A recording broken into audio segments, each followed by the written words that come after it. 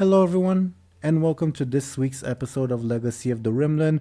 We're doing it back to back, week to week for once, and I'm very, very happy about that. Last time, a bunch of stuff happened. As usual, we'll get into it.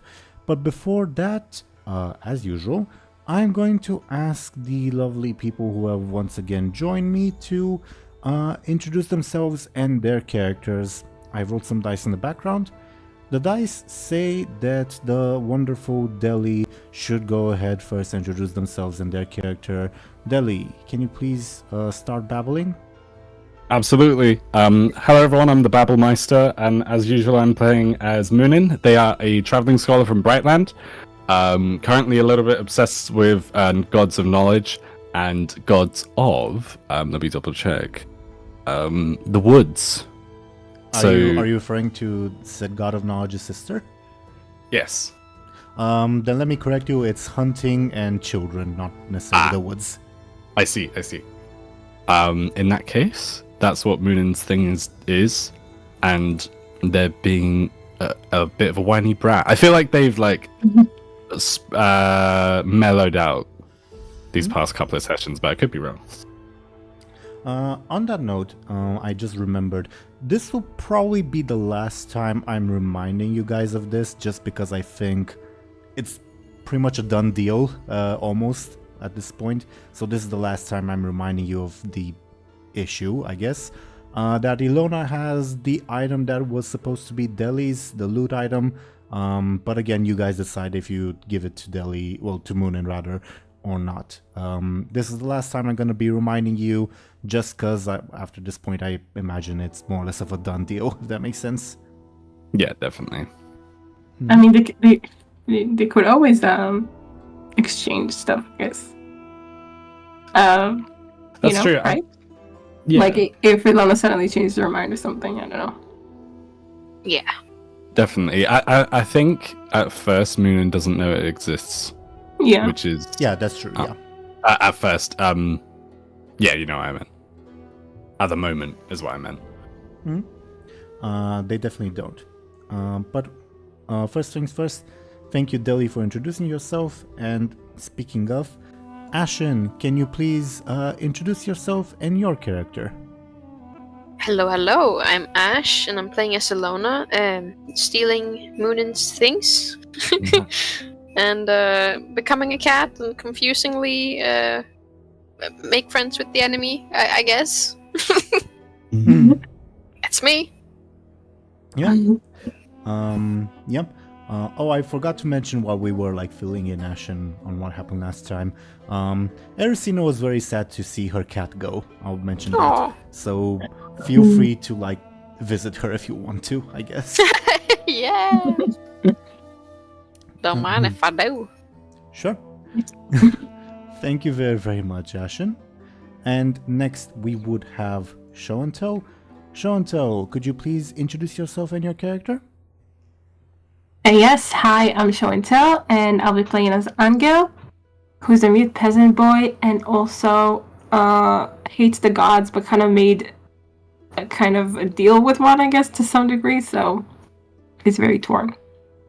Yeah, I suppose. And understandable thoughts, I suppose. To be fair, from her perspective, you were the aggressor, I guess. Is that the right term? Aggressor? You know what I mean. In terms of what? Like, against her?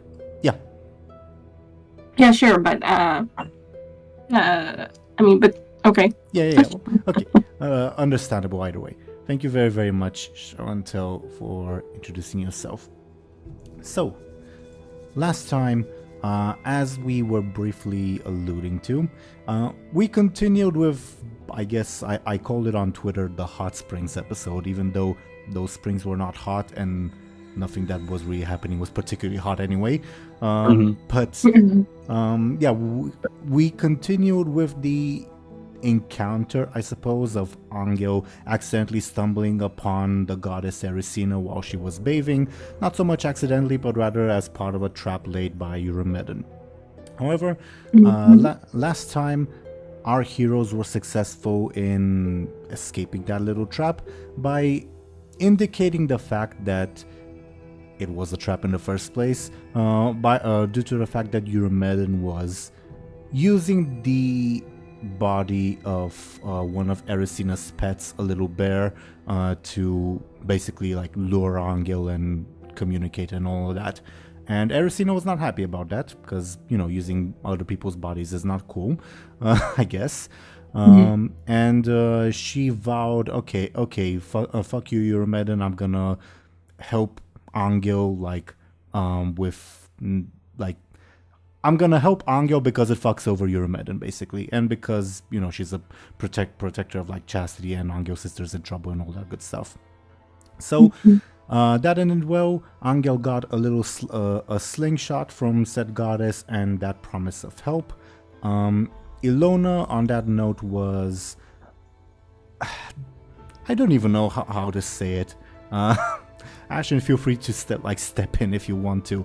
But Illona became one of the goddess's pets for a while because, she loves wild animals and cats are cool.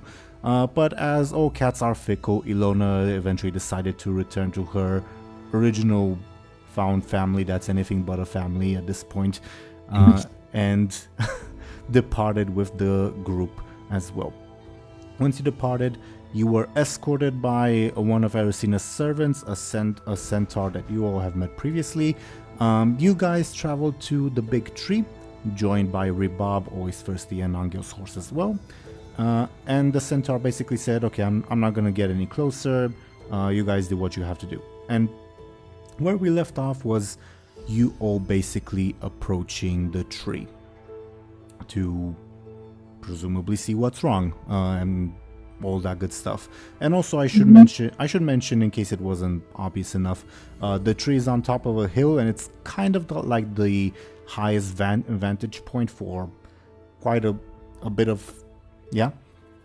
So feel free, if while you're on this little hill, to ask, hey, what's going on over there on that part of the map that you see on screen, for instance, and I may be able to answer. Make sense? Okay. Yeah. Alrighty. So, as I go to turn on the background music of you all approaching the tree, may I ask, what's up? For lack of a better term, how are you guys? How's your day? Pretty good. Who wants to who wants to go first? I think Muninn is very not Muninn's very interested that Anghel has gained favor with Erisina, because to them it's what is to them it's Anghel could potentially be some kind of connection to her. If you know what I'm saying? Yeah, you're doing that thing that happens unfortunately in real life as well, where to date the person that I want to date, I'm gonna get close to that person's sibling. Sure. Yeah, exactly. It's Muninn's Akesius is kind of talking to me, cool. Erisina probably won't talk to me, not great, but she might talk to Anghel, which is pretty cool, Yeah, okay. Yeah, understandably so. So yeah. Speaking of, shall I appoint who goes next, I guess, or do you, Ashen and Show&Tell, have a preference? Not really. I think Illona's just embarrassed, maybe? That's a good way of putting it. This is getting weird. She's losing control, and I kind of feel ashamed about it. Well, I briefly mentioned this off the record, but I'll just mention it here for the viewer's sake. Ashen, Illona is currently in full control of her faculties. And I mention not just because of the fact that it's a new session. Okay, I can hear you. So, sorry about that. What was the last thing you all heard? That Illona is feeling better, Yeah. not because it's a new session. Yeah, she's feeling better, not just because it's the beginning of the session. Yeah, that is correct. Mm-hmm. So I was saying that maybe it has something to do with the 3 or whatever, or the tree or something. And that's a pun I didn't think of, funnily enough. Yeah.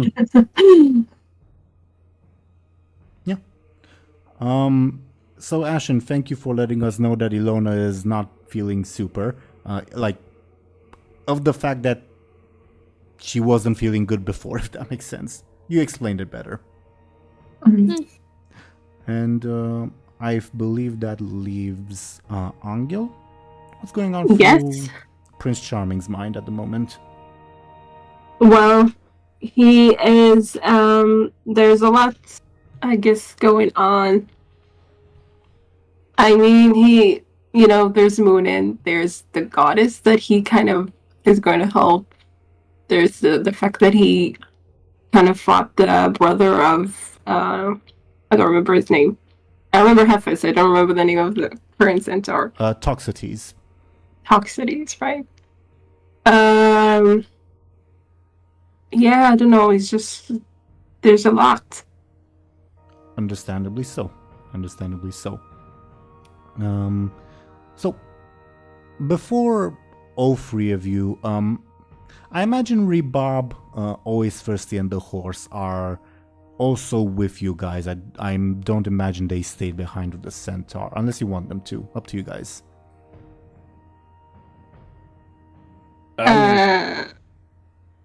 What, as opposed to joining us to the tree, or? Entirely up to you. I don't mind. I mean, Prince Charming, what do you think? I mean, I don't think would tell them to stay behind. I think it kind of feels protective over them at this point too. Two of the 3 of them, I imagine. Yeah, not Toxotes. I meant Rebob, but you know. Oh, right. Rebob. I keep forgetting Rebob. Yeah, not Rebob. I mean, I don't know. It doesn't have anything. Like, it doesn't have any say when it comes to Rebob, I think, but he wouldn't tell them to stay behind. Yeah. Like, he wouldn't tell them to come, but I guess they would. Understandably so. Ashen, I imagine you're not opposed to them joining you, right? No. Okay. So, as you guys climb up this like final stretch of the hill, you reach like a clearing among the trees. Like there's no trees growing around this bigger tree for quite a bit. And obviously the shrubbery is also becoming a bit rarer the closer you get to this big old tree. And it is a big one, like bigger than all trees in this like little forest that you've been in. I do have a more like minute map, so to say, of this little area, but to be honest, it's the tree and some small details, so I leave it up to you. I think leaving it on this map of like the surrounding area might be better if you want to like get your bearings or look at places from up high, etc. Your choice. Yeah. Okay. So as you enter this clearing, do you head to the tree? Do you like, what do you do? Do you approach the tree? Do you like study it from a distance? Do you do something else, etc., etc.? Okay. I would like to approach the tree. Illona and Sean and not Sean. I think Anghel would like that too. Unless, I mean, maybe Anghel like kind of sweeps it, like kind of, because they just reached the top of the hill or something, right? Close to. So maybe he kind of looks just like in general, not really looking for anything in particular, just if there's anything that catches his attention, like in the landscape. Feel free to give me a careful.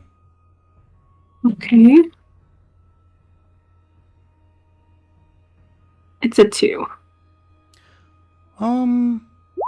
Nothing particularly out of place. Like you do hear like for instance, if you're in like some type of literature, you might see, oh, there's no birds chirping, that means there's an ambush or whatever. No, the like wildlife seems to be normal, if that makes sense. You don't see any signs of something being wrong. You do see that there are like some rocks at the base of the tree, but you would have seen that anyway once you've gone up close. You let me know if there's like anything more particular that you're like interested in or curious about. Yeah, for now, no, I don't think so. So he just approaches. Does Illona also approach? Yes. As you approach the tree, once again, it does seem like you know that thing where once you get closer to something big, you realize just how big it is. This is a big tree and a pretty old one, and it's still like bearing like leaves, like green leaves and stuff like that. Kind of reminder that we're in late summer at the moment. You do see some rocks at the base of the tree. Currently, unless you're looking for something in particular, not much more I can say at just like a general glance. So do let me know if there's anything in particular. Can I touch this tree? You may. You touch the tree. It feels like old wood, but like feels solid. Feel free to give me a careful if you want to look further, if that makes sense. Yes. However, do I get +2? I'm just double checking. I hesitate because I'm double checking my own character sheet. Let me check your character sheet too to see why you would get +2. Analyzing someone or their surroundings. The tree is not someone. Does the tree count as your surroundings? Show&Tell and Ashen, what do you two think? Because I'm genuinely unsure. Yeah. I mean, so I guess it could be surroundings. It does surround them. I mean, For totes, my dude. That's a surrounding. Very well. Very well. Okay, cool. Right, careful.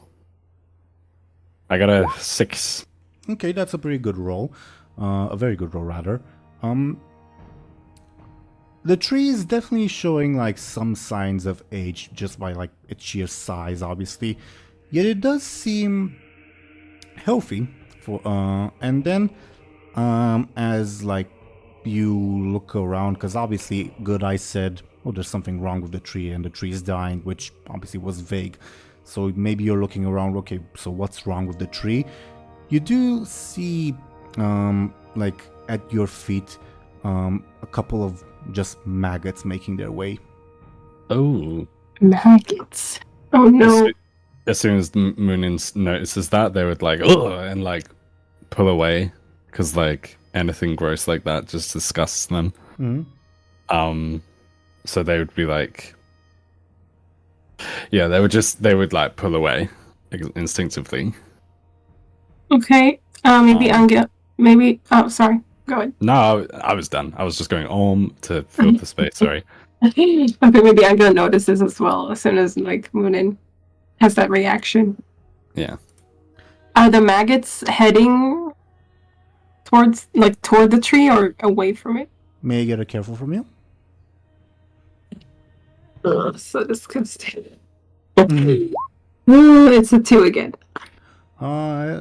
It's not a difficult roll. It seems that they are... It seems that the tree is almost incidental to their path, and they seem to be either heading to or from something else. Oh, okay. I was like afraid that, I don't know, that inside the tree it's all maggots or something. Ugh. Yeah. But if they're not... I will say, because Muninn did roll good on their careful, the tree seems mostly healthy, minus the maggots part, so... But if there were like a lot of maggots infesting the inside, you would... Yeah, it would be more noticeable on the outside. Mm-hmm. Okay, thank God. Okay. So maybe can Anghel kind of follow where the maggots are heading or something? They're very slow, so it'll take you a bit, but sure. Okay, that's kind of funny. Can you try to look toward where the maggots are heading? Or is it not clear? Like some of the rocks surrounding the tree, but that's pretty vague. They could also be heading like somewhere beyond, if that makes Yeah, sense. that's true. Well, With that careful roll, at the moment, that's what I can say. mm-hmm. Okay, fair enough. Big tree, says Rebob. Can we go now? Muninn would stamp on some of the maggots. Oh, well, Oh! there goes Anghel's clue. Like it looks, gives him a look like, what are you doing? Yeah. Not all of them, just some of them. Muninn, you successfully dirty your shoes and kill some of the maggots. Yeah. And then I'll wipe my shoe if I'm allowed to, obviously. I'll wipe my shoe on the tree. Like on one of the roots. Okay. Always first it gives you a look like, what are you doing? But otherwise nobody or nothing else reacts. Okay. Muninn would be like, Muninn would just say, oh, it's disgusting. Look who's talking. Oh my god. Who said that? Always thirsty, my bad. Oh, okay. Muninn would give Always Thirsty a look and just say like, and then they would like scoff like that and just say like, so I mean, what's the plan? Because this tree doesn't look like, Muninn would point out the obvious and say, this tree doesn't look like it's dying. If only Good Eye were here. Grumbles Always Thirsty. Yeah, I was thinking it.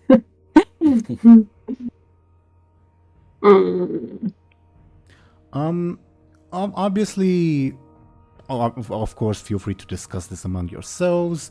You can also roll me carefuls, like general carefuls, like, oh, what's going on around me? Or also carefuls of, oh, what's going on with this particular. So, I don't know if you all heard what I said. I basically said, feel free to like talk among yourselves or investigate the general area or like a specific thing, up to you all. Yeah. Okay. Mm-hmm. I think Muninn would probably. I can also, by the way, tell Muninn something. Maybe Anghel too. If either of you rolls a very good clever. No, Okay. Clever.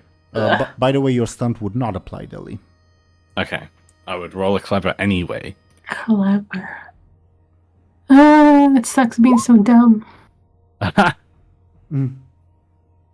I got an average clever, I think. 5 is obviously my average, right? Or For Yeah. you, yes. okay. I got an average one. What does that mean? Average for Muninn. Yeah. Oh yeah, but does it get Muninn does not succeed yet. They would succeed if they were to spend a fate point. Mm. You know what? I'm living on the edge. Oh no. Unless I mean, Show&Tell, you wanted to go ahead and try? I mean, there's no. I can try, but they'll just prove how hopeless it all is. It's a Okay. two. I would like to spend a fate point. So, For context, Deli, this is like basically something doesn't quite add up, and Yeah. that's why I ask you to roll clever to like figure out what's not adding up. okay. Very distrusting, by the way, aspect. Can I use that to spend a fate point? Because Muninn isn't trusting. I don't know how much I have to sell it, but Muninn isn't trusting what is. What's the term? Like, don't judge a book by its cover, kind of thing. Like, Muninn isn't trusting like what they see. Like, something more must be afoot. I don't know. The reason I'm hesitating isn't like something isn't adding up. not because someone lied to you, but more likely because someone was mistaken about something. Okay, that makes sense. So that's Seeker why, of, yeah. yeah, no, that's fair enough. Mistaken?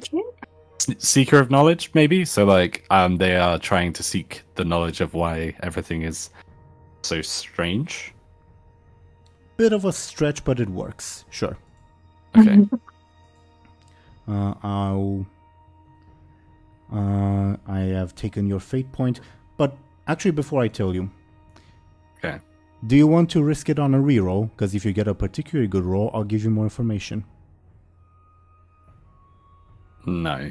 Because if I get +2, it's a good roll, right?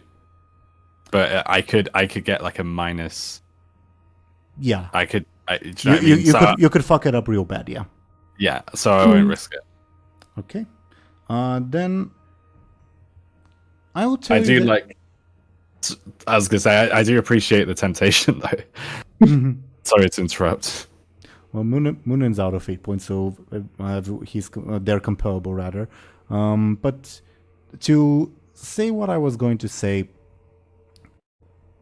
something that's like been nagging at the back of your mind, and maybe you haven't paid particular attention to it, but you never really heard like ever of the fact that in the religion of the free, which like this tree is supposedly steeped in, you've never heard of like trees being holy in the religion of the free. Okay. So your first thought is that maybe there's something else here that's like the actual holy thing and not the tree. Ooh. And the fact that the tree is unhealthy is more of a symptom rather than the actual thing going on. If that makes sense. The cause. Yeah. Okay. Wait, so sorry, my brain is stupid. So the fact that this tree is unhealthy is a symptom of what, sorry? Of the fact that something is it's not the cause. Let's like retrace the steps, I guess. So Okay. we all started with always firstly saying, hey, the tree's unhealthy, so the forest is gonna die. That's probably the mistaken assumption that the tree's unhealthy would cause that. Now you've realized, like, also the fact that toxicities refuse to go near this area. There's probably like something holy there here, because it's also like tied to a monastery, etc. But it's probably not the tree itself. Okay. Okay, interesting. So yeah. No, do you know what? Actually, that makes sense. Interesting. So the thing that is causing this is like holy or not holy, sorry, or is that not part of the deal of like, is that not part of the role? Sorry. I don't think it is. So basically, the story you've been told so far is that the tree, like this is a holy tree under the care of the monastery, so obviously you'd assume that it's on the like free side of the scale of magic, right? Yeah. But now that, and obviously the monastery, like the monastery people have said, oh yeah, the tree is under our care. Well, they've delegated the task, but same thing. And it's supported by the fact that Toxicities, the centaur, doesn't want to go near this place, right? Yes. But now you've realized, hey, you don't recall ever like trees being holy, like trees themselves being holy in the free religion. So there's probably something else holy here, and something is wrong with that something else, if that makes sense. Right. Okay. No, that makes more sense. Okay. Cool. Thank you. Sorry to ask you to repeat yourself like 3 times, but no, I get it now. Cool. Okay. No worries. Okay, cool. So I guess Muninn, like, not to sort of repeat exactly what you said, but Muninn would say to everyone else, Muninn would relay this information. They would say like, oh, clearly something else here is Clearly, something else here is rotting or dying or something that's causing the tree to like be like this. So we just need to find whatever this is. Why do we care about this again? Says Rebob. The tree. Everything. Well, everything. Well, this is the whole job. Our job here is to fix not the tree, I guess, but the forest. Let's out a sigh. Anghel like ignores him. I guess like Angel's like looking for something else, I guess. Okay. Feel free to give me a careful. Yeah, again. It's a 0. Wow. Amazing. This is a big tree. Provides good shade. Illona? Muninn would ask. Yes. Sorry. Yes. It's all good. Muninn would just ask Illona, like, do you think, like, just what do you think? Like, so Muninn would nudge Illona to sort of tease her and say, like, oh, you're a cat, can't you, like, use your good sense of smell or something to find what we're looking for? Feel free to try, Ashen, if you want. With a careful Do cats roll. have a good sense of smell, or is that just dogs, by the way? I don't... They do have a good sense of smell. Okay. I think Illona would be like slightly insulted by that. Really good That makes approach. sense. Is it okay if I try to smell? Yes, Let's see what I do. as I said, you may roll me a careful.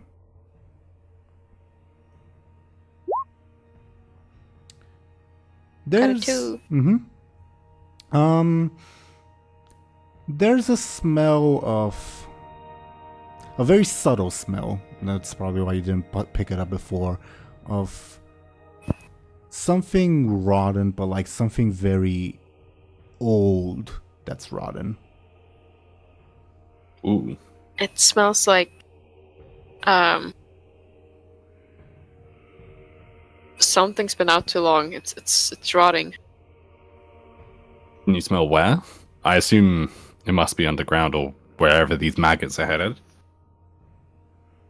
Can I gain more information with another careful roll? Sure. Oh, yeah. It smells bad. You don't want to smell rot. Yucky.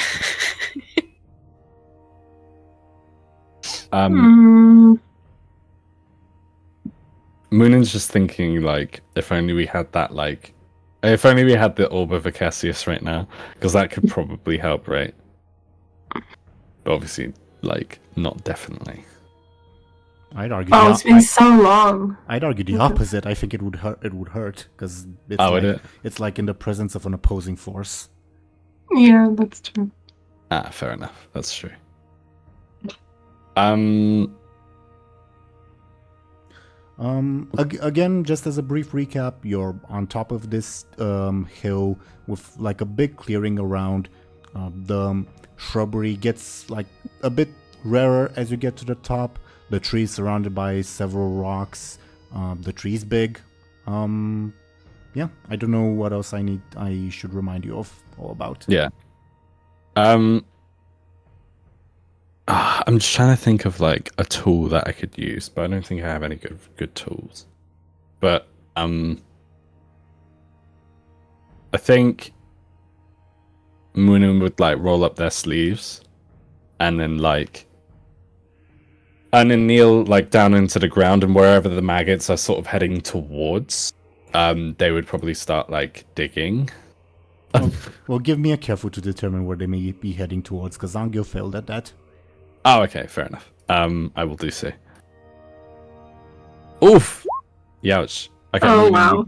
Muninn wouldn't do that then, because they wouldn't be able to see. They wouldn't just drop to their knees and then be like, oh, actually, never mind. And then, like, Unless it's too late and they have to do that. I don't know. No, they don't.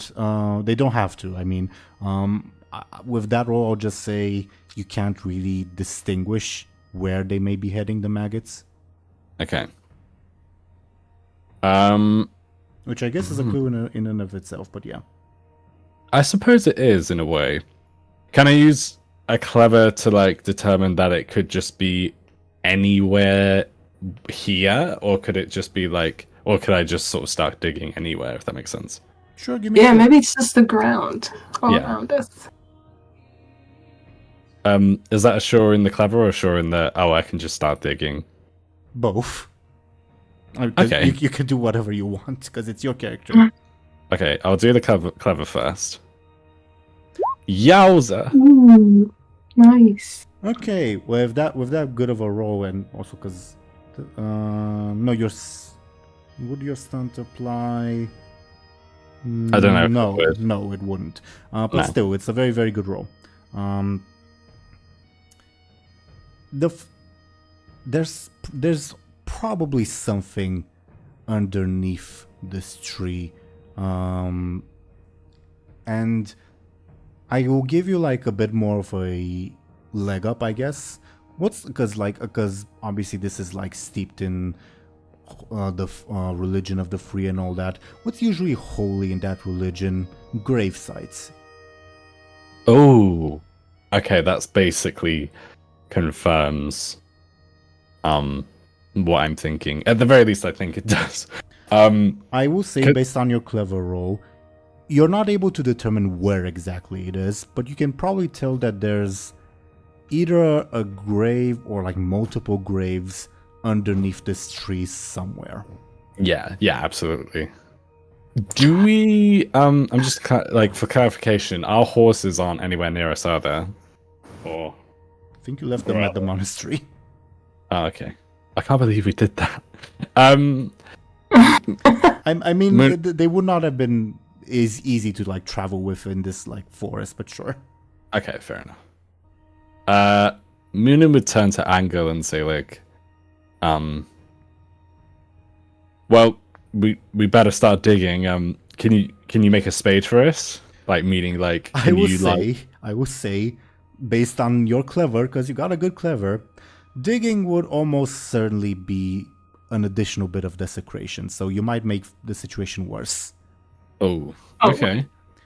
Hinting that perhaps you don't need to dig, perhaps there's some way to get there already available, if that makes sense. Oh. There's like an opening or something? Maybe? Oh, okay. In which case, Muninn would look around and like sort of say to everyone else, like, there must be an opening somewhere. Like, I think there must be some sort of like mass grave or something beneath this tree. We should start looking. Illona would like look disgusted and like shrug. Yeah. Rebob would agree with Illona and say why. If he in says the story, why. I'm just in the story that Toxides told us about this. What was the name of this dude? Prince Bogdan the Great. Right. He didn't say where he was buried, right? Or anything? That never came up. Mm-hmm. Okay. So well, it could be Anghel, feel free to give me a careful to like, because the grave site of the prince is known, so maybe you remember it. It's a careful? Yeah, because it's like you're remembering something, yeah. Okay. Yeah, at least traditionally, the prince is known to be buried like at a monastery that's like 200 kilometers to the northwest-ish, so nowhere near. Okay. Oh. Alright. So something else is going on.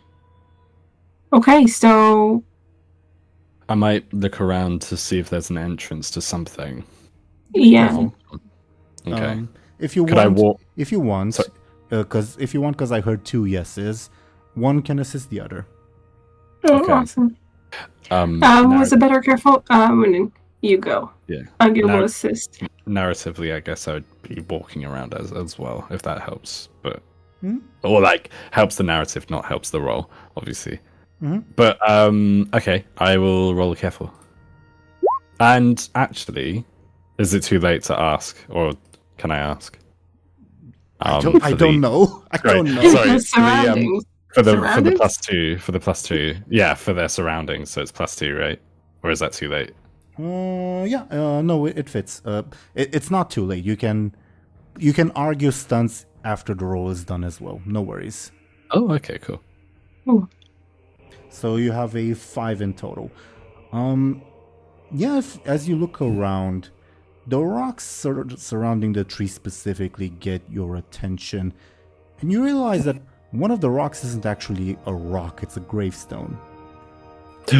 And you also realize that the dirt underneath one particular rock, like a different one, looks disturbed, like as if the rock was moved recently. Oh, okay. Ooh. Muninn would like let out a little sigh, maybe, and sort of point it out to everyone else and say like, "This looks like it's been moved." And then Muninn would look to like Anghel alone and say like, "Do I dare move it?" Yeah, I mean, I don't know if like the right move is to move it to or to Yeah. like. How do we fix it? I feel like as Illona is like slightly ashamed, confused, Mhm. and like trying to regain her like sense of self, she'd be like, "Oh, let me fix it," and just like start like full force trying to move the stone. I think that Oh would my be funny. god. May I get a forceful from you? You may like full throttle. She's like running against it or something. Still you struggle, but it does budge a little, probably indicating that it was laid in such a way so that someone that's not strong should be able to move it. Oh, Oh. okay. But because of your role, Ashen, Illona is not able to move it, but you are able to make that deduction. Yeah. Muninn would look at Anghel and say like, "I mean, you're the strongest out of us." Like, even though like, yeah, Muninn would still say it. Like Muninn would say to Anghel like, "Come on, strong man, do you wanna move some rocks?" I guess still not solid is what he's supposed to do, but I guess he will because he doesn't know what else to do. I guess. May I get a forceful from you? Yep. It's a 3. It's not a good roll for you, but it's more than enough. The difficulty I had in mind was 2. Yeah, Okay. the rock budges fairly easily, and it reveals a ladder that leads underneath the earth. Ooh.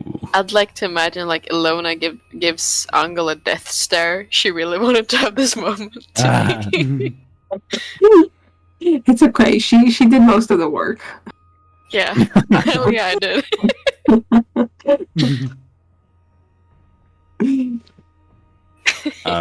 Muninn would look down the grave, I guess. With I will say that, by the way, this little channel where the stair is. Can you hear me, by the way? Yep. Yes. Yeah. Okay. This little channel, it's reinforced like with wood so that the dirt doesn't collapse, meaning that this ladder and this dig was not probably the act of a vandal, but rather of the keepers of the grave. If that makes sense. Oh, interesting. Oh, okay. Like the Like it's supposed to be accessible in this way, if that makes sense. mhm. Yeah. But okay, but whatever's wrong is not. I mean, we don't know, but it's probably not the act of the caregivers. Good way of putting it, yeah. As you look down Muninn, to answer your question, Dely, it's pitch black. because darkness. Um, But I would say Illona, because you were like sniffing for that before. Yeah, the smell of rot is coming from there. Mhm. good find. Is it overkill to like take out my spear to like light? Nah, I think Muninn probably wouldn't do that. Maybe down. Maybe if we were to go down. Muninn would look to Muninn would look to everyone and say like, who wants to go first? I guess. I guess since we have no volunteers, and Muninn would like volunteer to go first. Okay. And then like sort of, you know, where it's like you're testing if something can hold your weight. Muninn would do that with the ladder, and before, and if nothing happens, Muninn would. The ladder is old, but it looks capable of holding your weight. Probably not the weight of like 3 people at the same time, but it can probably handle 2.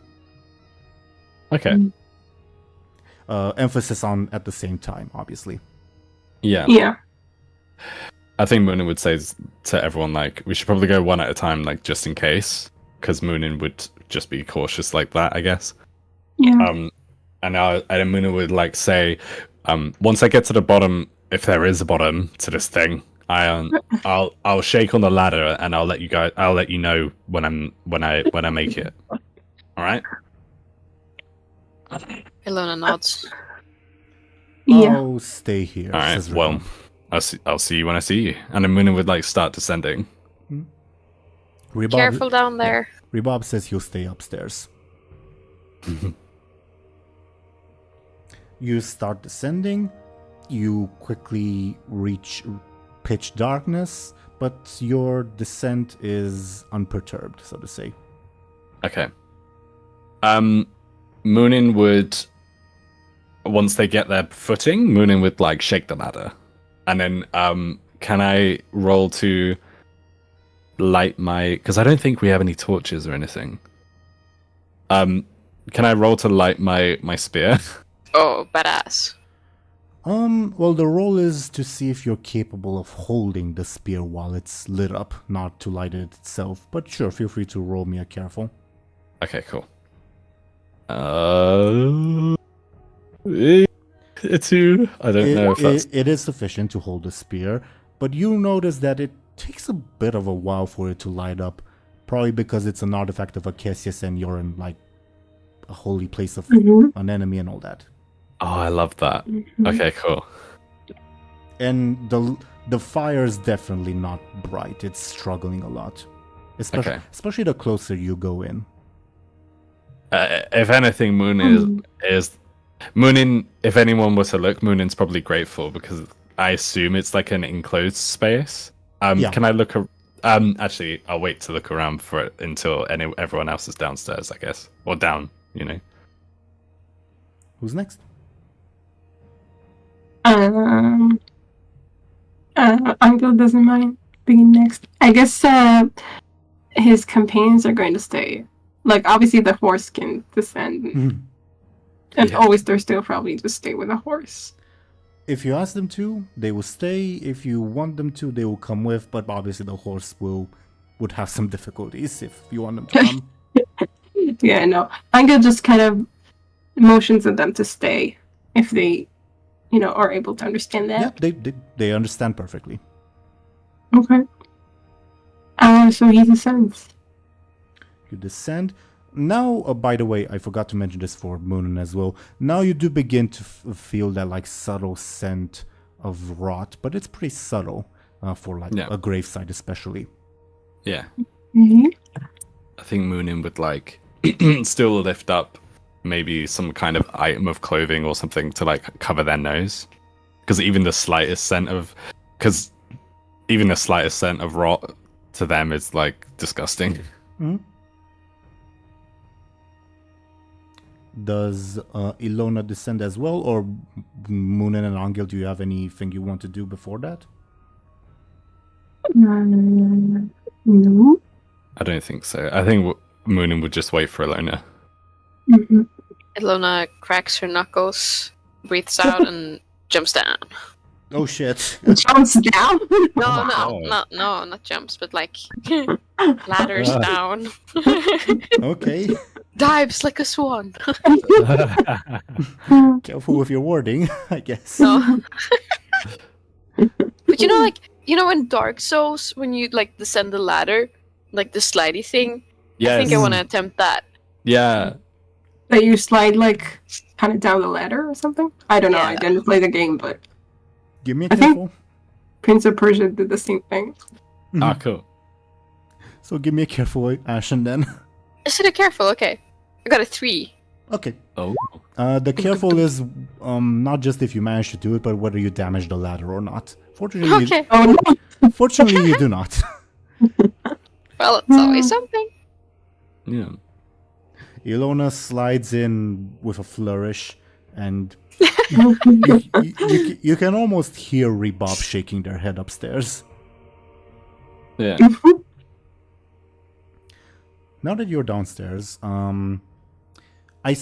with the brief amount of light that the spear provides at this point, it's not a big grave site, for lack of a better term. It's like this chamber for the ladder that leads into a different chamber. Again, it's reinforced with wood so that the earth does not collapse. Illona,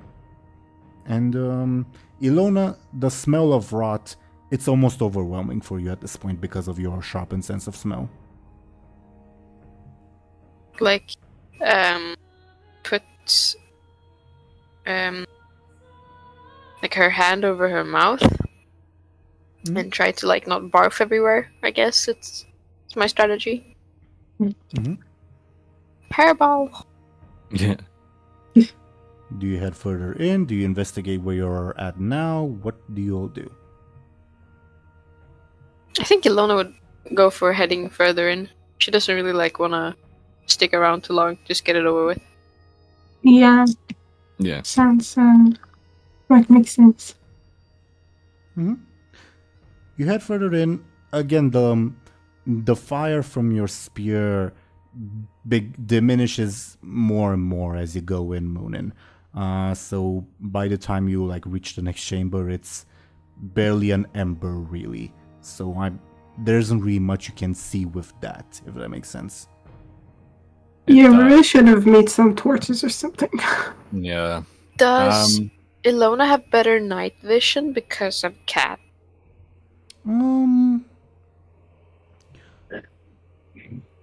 The answer is yes, but let's see whether good enough night vision. Can I get a careful from you?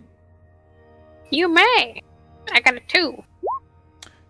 Yeah, I would say, especially with the daylight coming in and the bits of the ember. Well, you can clearly tell that Anghel and Muninn are almost blind. You can see fairly clearly. You see that it's a fairly big chamber with around. Let me do a bit of quick mental math. Around 15 sarcophagi, let's say. Oh no. They're Okay. not. Don't think like ancient Egyptian ornate sarcophagi. These are coffins, really, just wood coffins. It's like in Skyrim. No, because in Skyrim they're made of stone. These They are have wood just. too, right? Don't remember any wood ones, but sure, we can make that analogy. You don't see any undead. What can I say? You don't see that. Okay. That's good. Could I, if the ladder is made of wood, Yes, could you may burn it. Yes. yeah, Mm. could I cut? What? No, I wasn't gonna. So, I think Show&Tell, are you nervous because I'm gonna burn a ladder so that we can't get out? Yeah, what? Yeah, that's not what I'm gonna do. Can I cut? Can I deactivate the? I don't know how the fire works exactly, but can I turn off the fire for a second so I can cut the rope on 2 rungs of the ladder and then set them on fire? It's a wooden ladder. It's a wooden ladder. Oh, so there isn't. Oh no, sure. For some reason I was thinking it was a rope ladder. Could I cut the rope, or like just rip off a rung or two of the ladder, or anything like that? Sure, but give me a careful to Maybe see. Anghel could do that. Oh. Or Anghel, well, before rolling, please lay out what you want to do, I guess, the two of you. Okay. Yeah, no, I was just thinking that if it's a forceful, Anghel could do that, but... Yeah, because you're like ripping it off, right? I guess it's careful. I guess it's careful because you're trying not to like break the whole thing, right? Yeah. So maybe it's better that Anghel doesn't do it. Okay. Yeah, you're right. The difficulty isn't in ripping off a rung, because the ladder looks rip-offable, I guess. Rippable, I guess that's the word. The difficulty is in limiting the damage. Okay. Yeah. In which case, I will do it. Were you going to suggest to assist Show&Tell? I was thinking, how would Anghel do that? If that's what you were suggesting. Yeah, not really, because I don't know how. Yeah, I don't know. I'll just what's the worst that can happen? And the ladder falls, and we get stuck inside. That won't happen. That won't happen. I'd like to try and rip off 2 rungs. The bottommost 2. And that's my attempt. Careful of 2. Yep, you succeed I got a 2. without... I don't know if you can hear us, Teeironor. Okay, I can Yeah, hear I you, don't but... think you can. No, you hear Teeironor. No. Drink.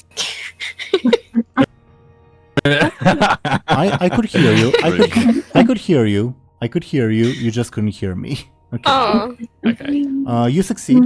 You succeed in ripping off 2 of the 2 bottom rungs.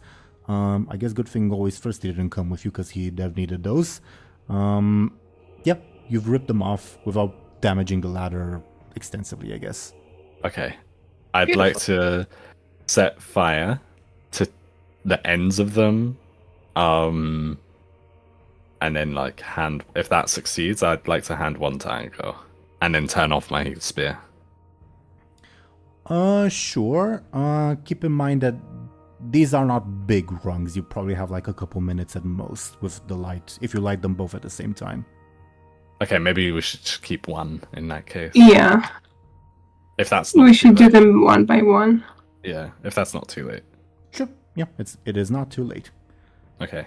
You now have illumination. Okay. Illona, you squint a little. It takes a second for your eyes to adjust. Okay. Now that we have fire, can we have a look around? Or like, Muninn would probably like take a few steps into the crypt or whatever this is, like the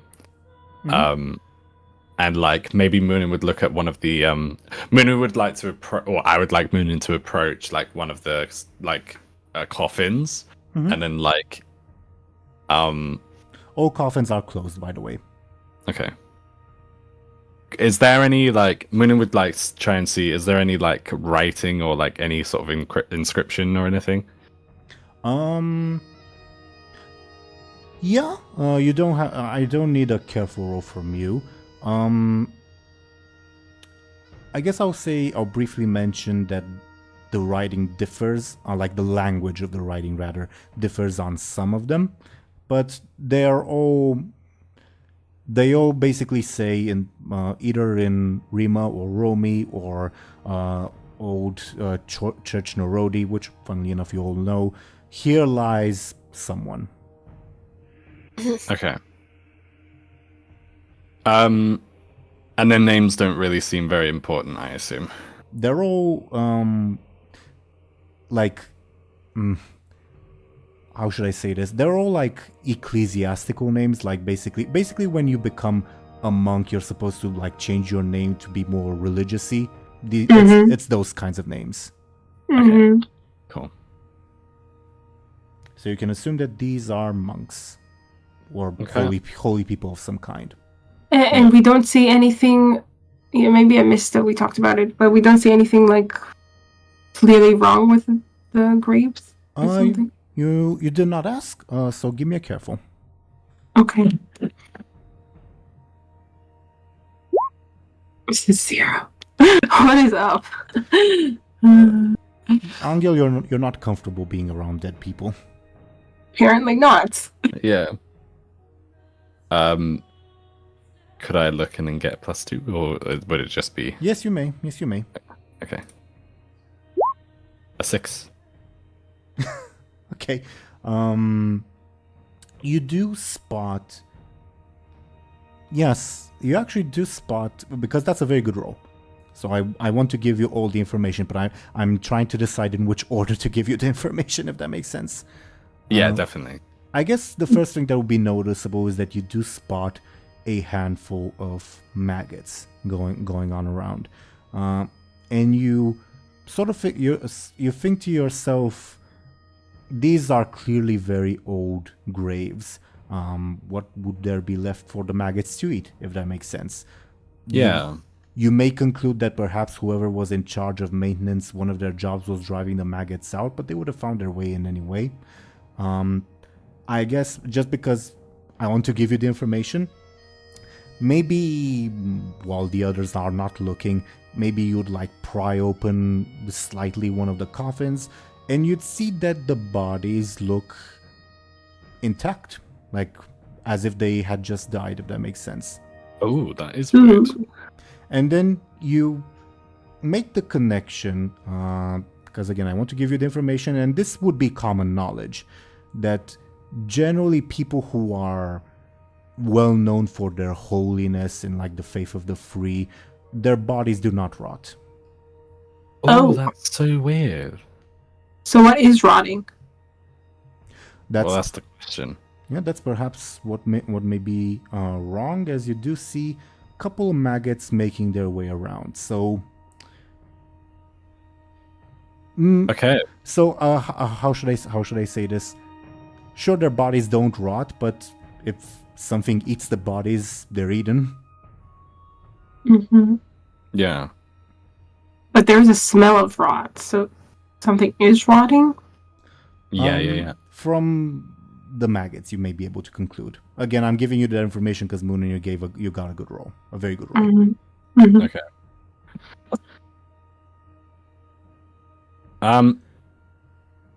Which kind of indicates the fact that the main issue seems to be lack of maintenance. Okay. So You know, the fact that they didn't drive away the maggots, basically, or something? Or more than that?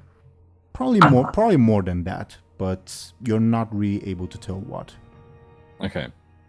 If there is like, so Muninn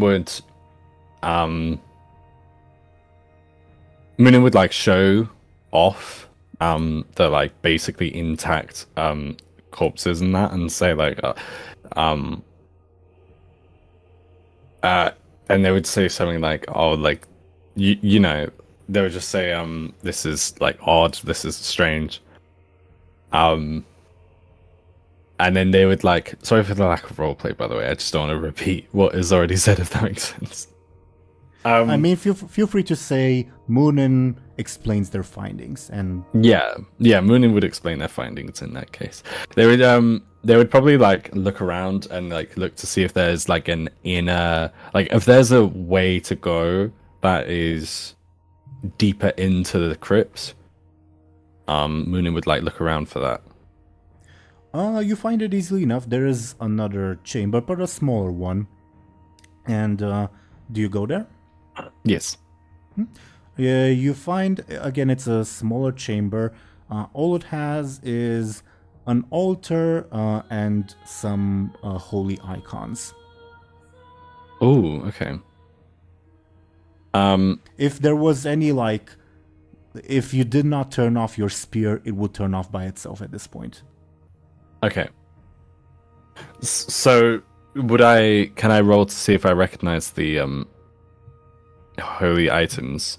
I feel like that's not the most. Icons, I said. Icons. They're basically small wooden carvings of saints or holy people. Okay. You can roll if you want, but it won't be super important information. No, that's fair enough. And I assume there's not like a congregation of like the maggots that are everywhere. There's not like more in this area. I assume like it's not like there's more here than there was in the other room. Other room, sorry. Correct, and I did not say that the maggots are everywhere. That I just said that you spot a few. Oh, okay. Were they around a particular grave? Give me, well, actually, no, sorry. Per Munin's earlier careful roll, they didn't seem like to favor one grave more than others. Okay. So weird. Muninn would look to everyone and say, like, I guess we just need to get rid of the maggots. Or, again, as I mentioned, the issue is lack of maintenance, so maybe solve that. Like, yeah. Whoever was supposed to take care of these things. Yeah, the other monastery, but does that mean we need to go to the other monastery? That's... I guess so. Like, assuming that Anghel signed that, or did he not?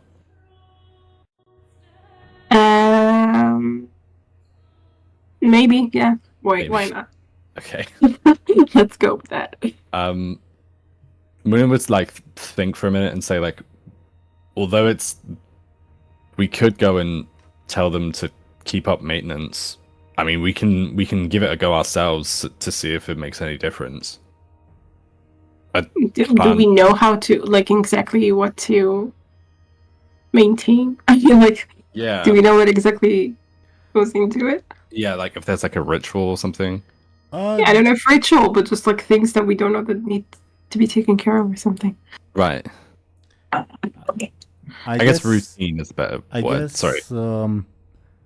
Anghel, the only Anghel maybe would know this. How much attention have you been paying in church? Not that much. Then give me a clever, but it will be a very, very difficult roll. We're doomed, guys. Doomed. It's a 0. This place is scary. Yeah. Difficult. I guess Muninn would say, well, if we tell them to just do their jobs, that would save everyone time, because we don't have to deal with this. We can just get them to deal with it. Yeah, it's a question why they stopped, though. But yeah. I guess so. This place doesn't look very intimidating. Like, I mean, apart from the maggots, this place doesn't look very... This is Muninn talking.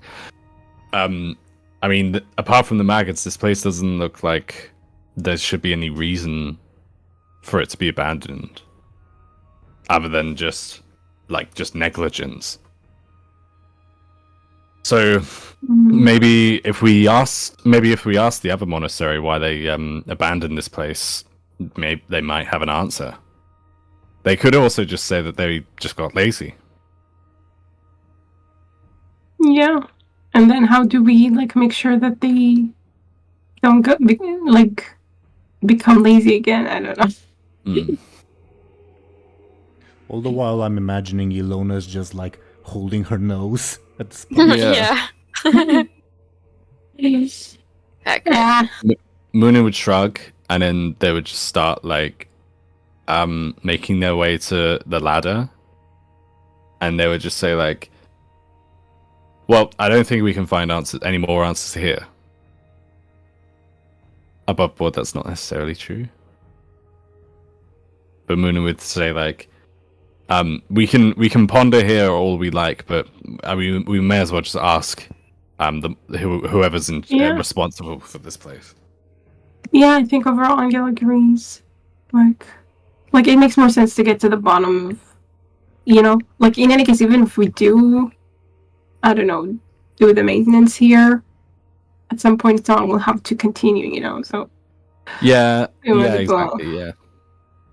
It hits a few birds with the same stone, if we just go up to them and say, like, what's up? What's going on? Yeah. Okay. Illona, are you coming? Yeah. Illona, like, muffled. Oh. Yeah. She's been waiting to hear that. Yeah. You successfully exit. I imagine like exiting one at a time so as to not like strain the ladder, and make your way outside. Illona, I imagine for you it's a big relief because the smell is much better here. Yeah. I think she's like, you know, what athletes do, like to get more air, like hunched over, like hands on her knees, like, Oh yeah. finally some good air. And to be fair, the air was not particularly pleasant for anyone, but for you especially, it was suffocating. Yeah. Which is probably another odd thing, because like corpses of holy people not only aren't supposed to rot, but they're also supposed to be pleasant smelling. Yeah. Well, obviously not. Like above board, there must be something else going on. And Something, yeah. And as you exit, I'll let you determine the order, although it's not particularly important. Ribob says, "All right, can we go back now? I think that one place to the south may have been targeted by bandits or something, so I'd rather not be anywhere near it." One place to the south? What is that? Oh, Oh, the monastery? that's where we're What going. one place? I think that's where we're going. You do see just one settlement to the south. Yeah. Okay, now Anghel has to go, obviously. And I'll say when Ribob points it out, you do see that it seems to be partly burnt. Again, like Oh. everywhere we go, it's just like, it's burnt. What now? I can't see this again. I love it. It's like everything we touch just go to shit. Yeah. Muninn would like sort of look a bit. Muninn would like smile a little bit at like what was it Rebob who said like that a settlement to the south? Yeah, because Ribob wants to go away from here. Yeah. Muninn would like smirk a little bit and say, well, I mean, bad luck for you. What do you mean? That's where we're headed. We have to we have to head to that monastery to the south. Lets out a sigh, but says nothing. Well, actually, looks to Illona and Anghel to see if they agree, rather. Yeah. Yeah, Anghel is already setting out, I think. How long is it gonna take us to get there? Like, it's very far? Oh, no, especially since it's downhill. It will only take you like 10 to 20 minutes at most. Oh, okay. Okay. Okay. Above board, I kind of have to go now. Sure, no worries. Oh, no. I was anticipating that. So, first things first, Ashen. Obviously, we'll decide me, Show&Tell, and Deli how Illona would act in certain situations. Yeah. But do you have, like, I guess, any general instructions? Go ham. Do it. Follow your heart, guys. Hell yeah. Okay. I almost interpreted that as in Illona will be more on the reckless side rather than on the careful side, but I don't want to put words in your mouth. Just go for it. Do what feels right. Sure. Sure. We'll see what's what according to what specific situations come up. But unless there's anything else regarding Illona that you'd like to tell us, Ashen, I would kindly ask you to please talk about yourself and where the people may find you and appreciate you. Could you please go ahead? Yeah, sorry for interrupting in the middle of the session. I'm Ash, and you can find me on Instagram, and I hope you have a lovely week. Yes, you may. She does lovely stuff, and she's a very outdoorsy person. But her artwork is also very, very good. And commission her. Thank you. Commission her. I don't think she'll be able to make stuff in time for Christmas, unless I guess you live in Sweden or whatever. But you never know. Ashen knows best. You never know. Alright, see you guys later. Bye, Have a good Ashen. session. Good Bye-bye. night. Night. Alrighty. You all can hear me, yes? Yes. Yeah. I would ask you guys, please, well, actually, first off, do you get your guide Toxicities or do you just go?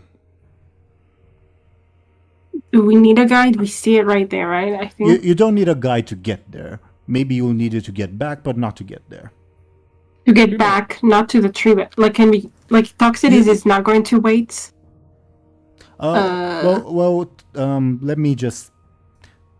You see where Toxicities is on the map? Yeah. He's about there. You would be going sort of where Anghel's token I put on the map. So you pass him by if you don't go get him. Oh, okay. If we pass him by, then we can tell him that we're heading... Well, maybe I worded that wrong, but you'll not meet him if you just go down. Okay. Does that make sense? I think so. We won't meet him unless we go down, like, the other side? Just like a small minute or two detour to get him and tell him what's what. Okay. So we can, tell him where we're heading, and he can decide if he wants to, I don't know, wait or something. I mean, I guess we'll ask him to wait, but... I'd rather stick to the forest, if you don't mind. Plus, I don't imagine whomever you meet would be happy to see someone like me. Yeah. The question is, though, if he'll just wait where he is right now. You can tell him to wait wherever you'd like. Okay. So I guess, So, it'll be great. If he waits where he is, I guess. Muninn might ask him, like, don't stray too far from here, alright? Shrugs. And says, well, if you're not back by, I don't know, tomorrow, I'll be on my way. If we're not back by tomorrow, then something's wrong, I guess. Yeah. But I mean, that's I guess that's none of your saying. Yeah. Yeah, but I guess that's none of your business. Shrugs. Well, I mean, the day's not getting any. Muninn would say to everyone, the day's not getting any younger. And then like they'd sort of give like a fake smile to Rebob as they walk towards the village. Oh, sorry, the monastery, sort of to the south. In a way that Rebob does not look at you. All right. Like purposefully ignoring you, I mean. Yeah. Okay. May I ask you all to, like, nothing will trouble you while you're making the, like, 10 to 20 minute journey. So may I ask you to tell me, we'll talk about whatever while I put the thing on screen. Okay. Right. I love teasing Repop for some reason. Is that Muninn saying that, or? No, that's me. That's me talking. But also, like, that is something that Muninn would think. Like, not so on the nose, where it's like, oh, I love teasing Repop. You know, like where it's a bit goofy and like nerdy. Yeah. Yeah. It's all burned down. Great. Oh no. I would not say all, but you know. The monastery seems to be, no? I'll let you see when you're closer up, I guess. Okay. I will only say, like, the information you see, like, the writing on screen, like, ruined stables, ruined monastery and graveyard. Obviously, you wouldn't necessarily be able to tell that first glance, but I'm just putting it there for convenience's sake. Okay. Yeah, sure. Stables and monastery. Yep. Great. Also, on that note, I think all of you should have control of your tokens on, like, this part of the screen. So feel free to, like, click and drag them around to where you would go. You all would be coming from the north, so up. Right.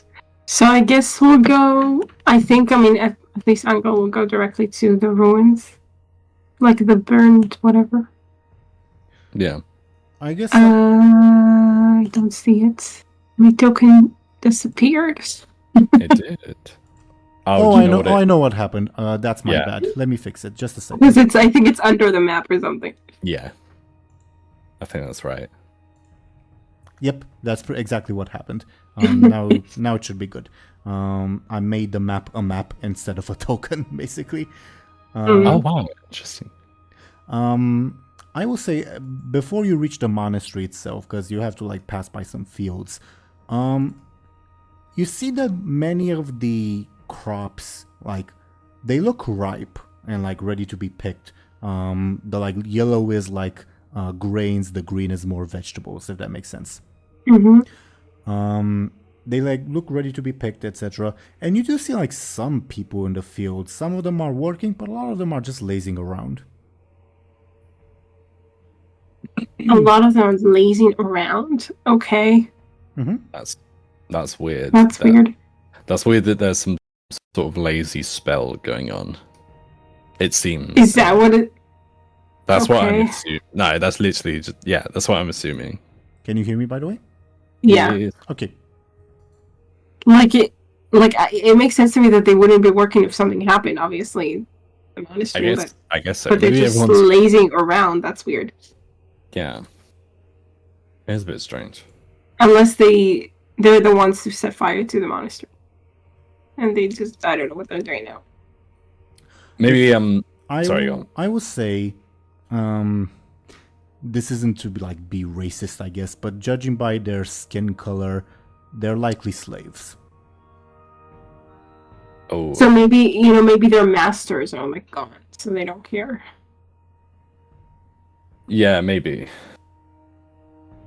In which case, Hmm. like, Muninn was gonna... Actually, yeah, Muninn would still ask, I think. Muninn would probably call out to one of them and say, like, hey, what's going on here? Why is nobody working? You call out, and they seem startled to see someone approach. You see like a handful of them run away. One of them says, "Who goes there?" I'm Muninn. I'm a traveler. I'm just... I have business in this... my friends and I have... Why aren't you coming from the road? Who are you? From the road. We came from the forest. Above board, the road is to the south. Oh, okay. Mhm. We came from the forest to the north. We have a business with whoever's in charge of this town. Or this village, or... Who do you have a business with? Name them. I do not know their name. I just need to speak to whoever has the most authority here. Let me roll something. Because you mentioned something that might change something. Oh, okay. Okay. Secret ending. And also let me change the music, because I forgot about that. A 3. Okay. Muninn, you said? Yes. The slave in question would approach you and would look at you up and down and turn to your companions and say, "Who are these?" Muninn would probably have a hand on their hip, which is conveniently close to the hilt, but not on the hilt. And they would say, if the person doesn't say anything about that, they would say, these are my traveling companions. Yeah, who are they? This is, and then Muninn would behold Anghel, and they would say this is Anghel, and this is Illona. And what about those? Points at Rebob, always thirsty. Muninn would name them. They would say, this is Rebob. This one goes by always thirsty, but I don't think that's his real name. And this is the horse that we've met along the way. You've met a horse? Yes, along with the owner, but I mean, he is no longer with us. And Muninn would like, Okay. Give me a sneaky. oh no, okay. Oh, a 3, that's quite high. For me, I mean. This person, for the moment at least, believes you. Okay. And says, do you know... Narrows their eyes. Have you seen the woman? The woman? And Muninn would like looks at Anghel and say, The blue sun. can I roll a clever to assume The that... blue sun. I have ideas in my head. Muninn, I think... Muninn, you'd have no idea. Even the best clever would tell you nothing. I'm sorry. Oh, okay. Wow.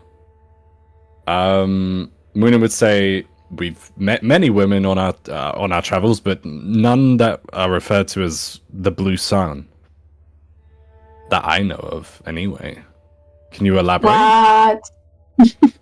What? Okay. No, I'm just thinking. Sorry. What? Never mind. Okay. No. I don't know if I should say anything about this. Oh, ooh. Okay, no, I know exactly what's going on. No, I don't think you do, Deli. I think I do. Okay, but Okay. I won't say anything because I might be wrong. Then So yeah, Muninn would say, I don't know anyone called the Blue Sun. not called the. Then why'd you come here, if not by her invitation? I mean, is Muninn on purpose not asking what happened in the monastery? Because we can see it's burned right now, right? Let's say ruined. But Okay, sorry. Actually, maybe you're close enough to see that it's as a result of a fire. So sure. Okay. Muninn's more so at the moment. Muninn's asking like who's in charge of the town. Yeah. Not asking about what happened. Okay. Would Anghel sign anything at the moment, or?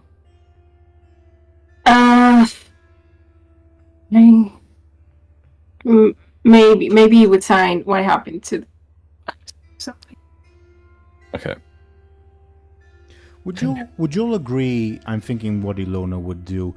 Maybe she'd get ready in case things turn violent. Oh yeah, definitely.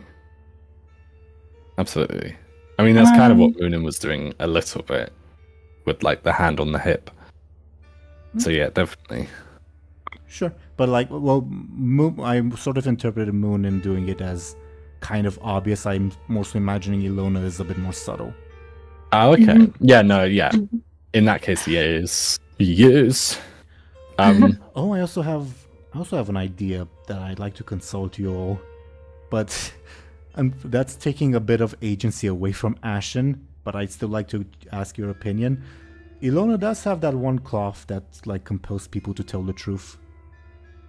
Oh, that is cool. I do. But the question is, does she want to use it in front of Moon? Exactly. Right. Yeah.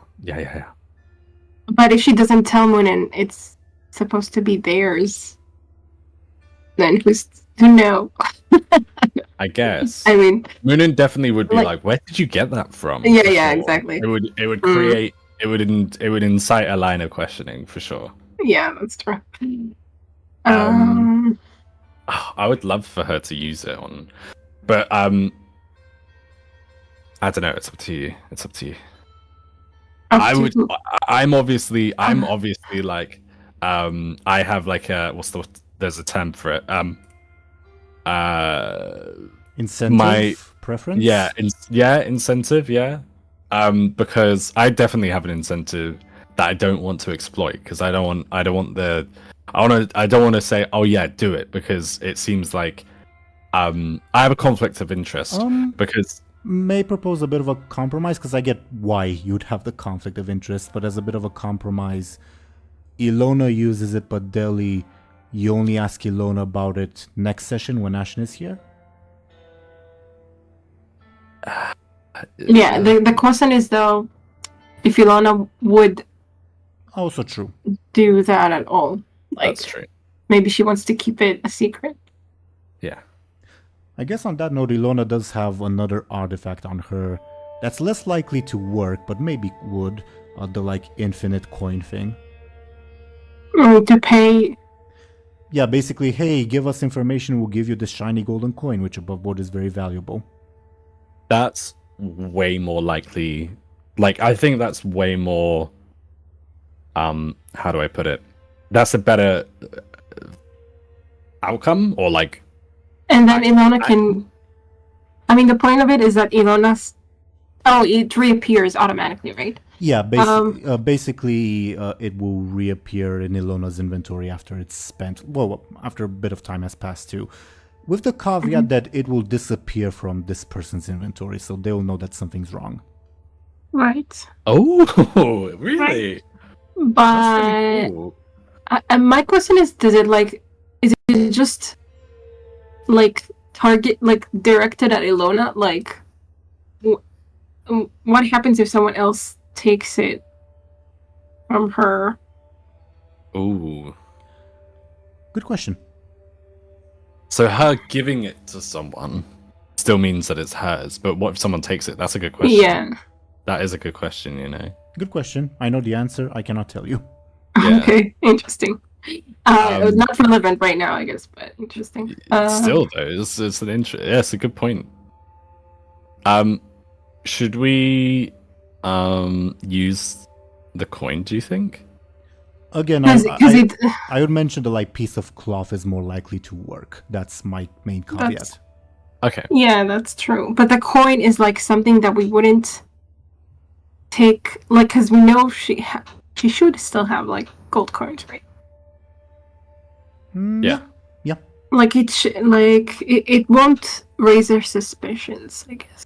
She uses it. Even though, like, I mean, the last time we flashed some coins, it didn't end well for us. So I don't know if like it's a good idea to do it here either. Yeah. To be fair, you flashed the coins like in the presence of a large gang of bandits. This is just one person.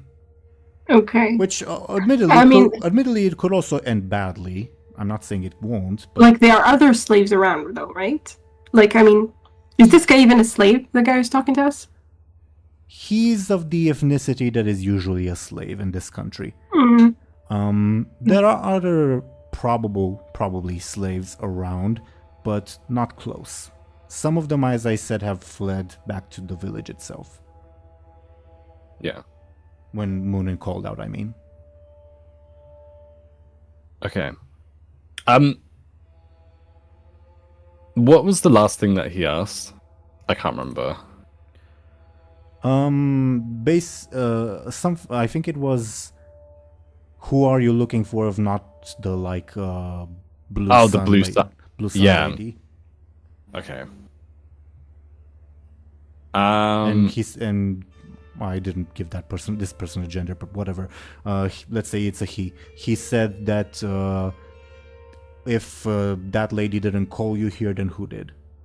I guess Muninn would say, not to like.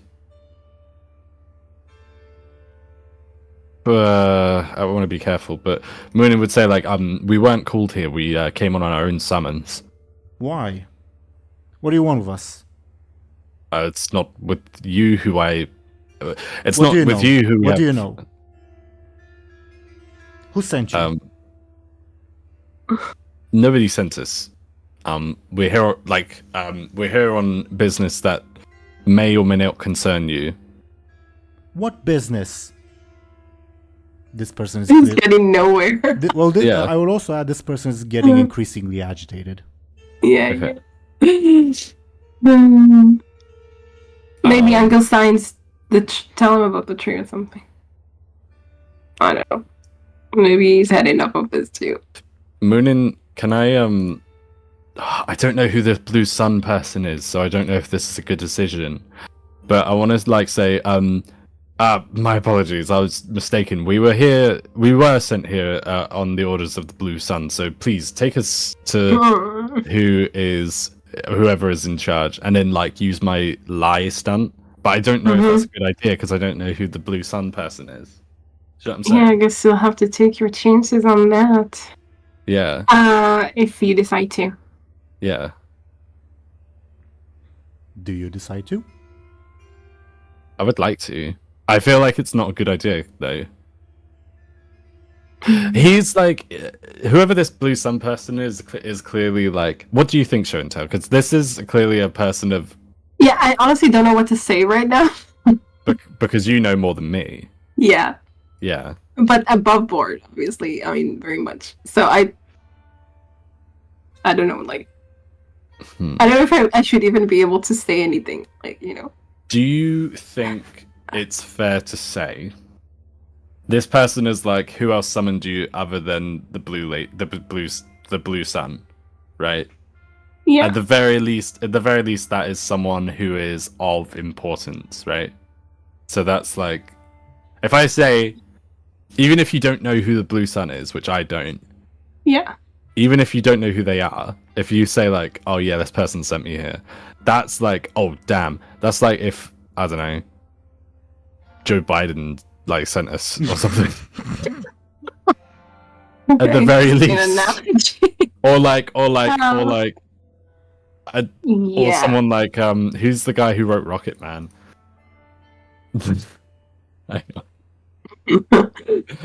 John Elton John. Elton John. John Elton. No, his name's Elton John. At the very least, it's like if Elton John. It's like, oh yeah, Elton John sent us. Well, if you want, for me to give you hints, you can roll me a careful to see, like, from this person's like body language, like what's sort of the implication of this blue sun lady. Okay, that's. Mm-hmm. Okay. I should have known to do that. But yeah, absolutely. You say it was a careful? Yeah, and I'll actually oppose with a sneaky, so that will determine the difficulty. Okay. Okay. Would my +2 count? Sorry.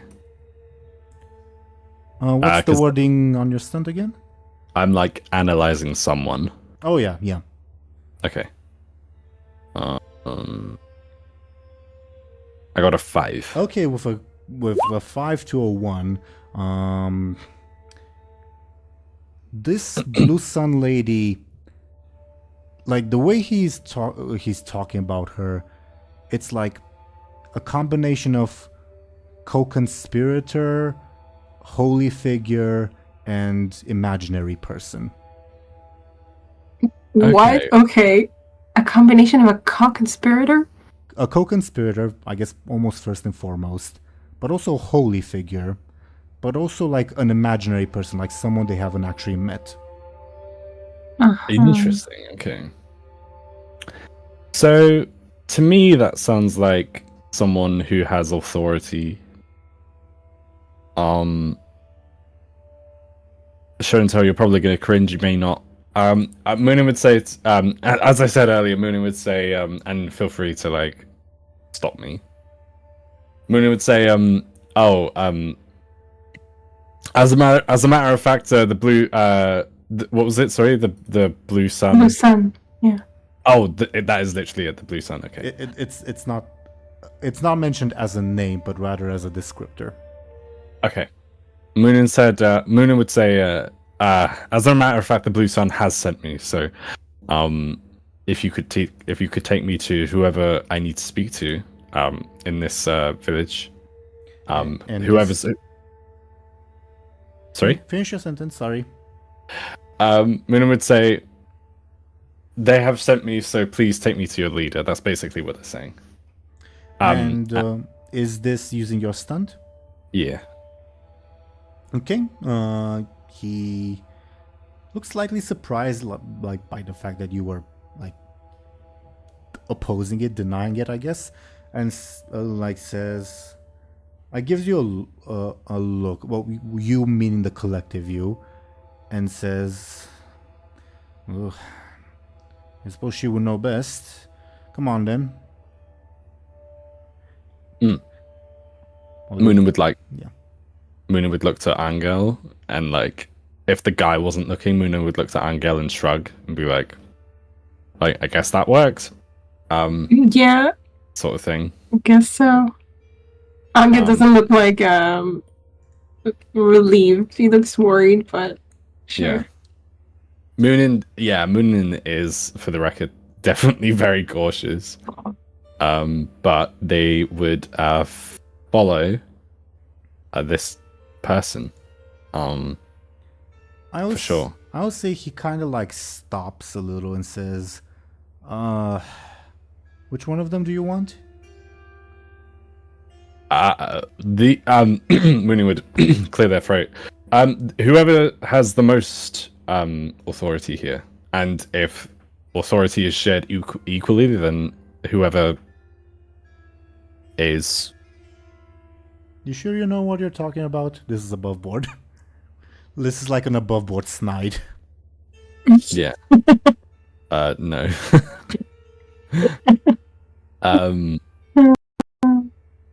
Muninn's no. I'm just saying, like, whoever has the most power. Oh, can you hear me, by the way? Yeah. Yes. It's funny that you say that because in Rima, the word for power is the same as the word for strength. So because of that, he just looks confused. Muninn would probably recognize that because of the language thing, and they would say, like, pardon me, whoever has the most authority. Okay, he would nod like, okay, yeah, now I know who to take you to. This is a question for everyone. I know almost 100% Illona would not. Well, I'll ask Ashen next time, but almost 100% she would not know this. But do Muninn or Anghel know the Doma language, the language of the slaves? Above board, like, I'm not giving it to you, Muninn, automatically, because even where you come from, it's seen as a language. Oh, it's not actually a language, it's just babble. But above board, it is a language. Okay. Muninn definitely wouldn't know. Does it make any sense for Anghel to know it? There was one slave in your village. I don't know if he'd be talking to himself. Yeah, probably not. Okay. Fair enough. And thank you for the honesty, I suppose. He. This unidentified person, I keep mixing their genders. They will lead you to over here, to this person that I'll make smaller. Oh, I like them. They're pretty. Okay. Okay. But because you're passing by a bunch of stuff, feel free. This person will not talk at you, with you, unless you ask them something. So you guys feel free to investigate or ask questions or anything like that. Okay. Like, we were just led to her, and that's it, kind of? Well, obviously, some more stuff will happen when you get there, but we're on the getting there part. Okay. Oh, okay. If we're still on the getting there part, maybe Muninn wouldn't like. Oh, Muninn would like nudge Anghel, maybe. Okay. And then they would like look at Anghel and then look at this person, and then say raise their eyebrows a bit and be like, you like, sort of thing. Oh my god. You're not there yet, or are you talking about the slave leading you there? Oh no, I was talking. We haven't seen her at all. I was talking yet. about the icon. Above board should be inside her house. That's why you haven't seen her. Right. Oh, okay. So we were asking if we were like doing something on the way. Yeah, because if you were to look at the map, you guys currently are where Muninn's token is. So you'll be passing by a bunch of stuff on your way there. Okay, ignore me then. So the ruins basically is what we're passing through. Yeah. Obviously, I'll describe some stuff you see at a glance, but I'm asking if there's anything in particular you're interested in. I guess Anghel looks closely at the ruins as they pass by or something. to try to see if there are any clues for anything. I don't know even what. Like, just... I'll tell you what you all see at a glance. That the monastery and like what was likely the quarters of the monks, like they haven't just been burned down, they've been like destroyed with like tools and like very intentionally. So it wasn't just like an accidental fire or even arson, it was utter destruction, so to say. There are bodies around? You don't see any bodies. But speaking of bodies, also all of the graves have been desecrated. Oh, damn. Okay. And can we tell how long ago it happened? Or, Yes. like... Yes. And also feel free to inquire about other details via careful rolls. Okay.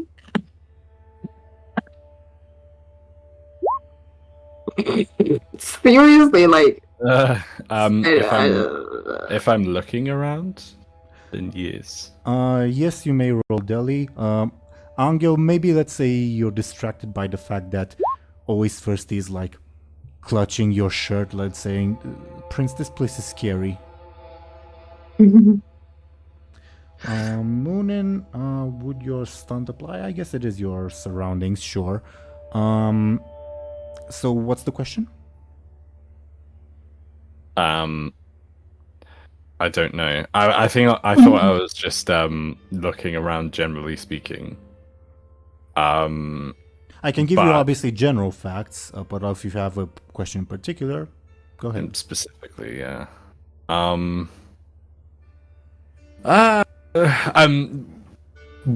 thing Show&Tell asked was how long ago was this? But I mean, apart from that, like... If that is your question, it is? Is it rather? Yeah, I mean, I can't think of anything else, like, right now that you could tell just by looking. So, yeah. No. You never know. But to answer this question, it's like if the fires that were partly responsible for destroying this place, they've died down quite a bit ago. So it's not super recent, this fire, like it didn't happen today. But it also didn't happen like a very long time ago, because like the ashes are still here, like they haven't been like scattered to the wind, and some of the destruction looks fresh. Probably happened like yesterday or the day before. Oh, wow. So before the fire we dealt with, right? Yeah, definitely. That was still today, right? Yes. I think.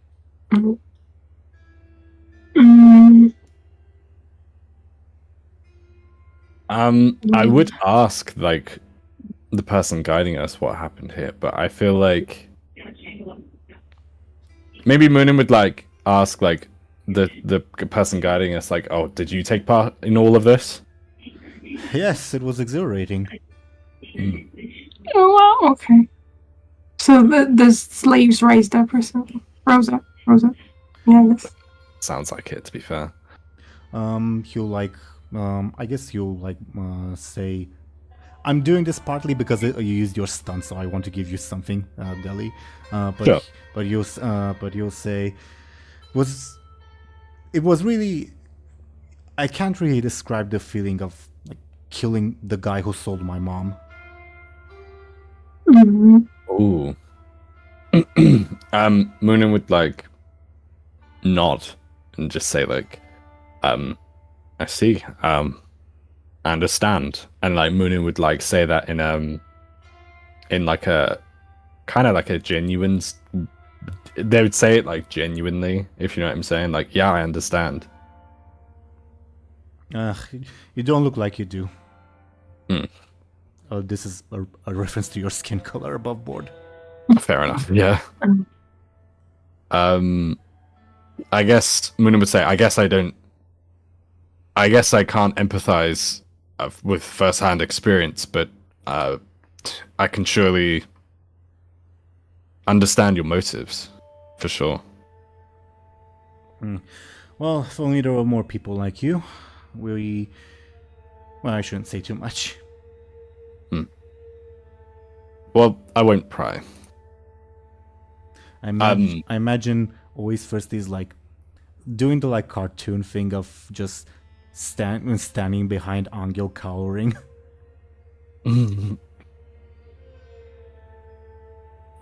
So Worrying because of what? 'Cause he finds this place scary. Okay. He's not a slave owner, if that's what you're asking. Yeah. Oh no, I didn't know. I was just like not sure who he was cowering from. I guess it wasn't a person in particular. I guess the statement of like, oh yeah, I had fun killing someone is what put him off. Yeah. Yeah. Fair enough. Sure.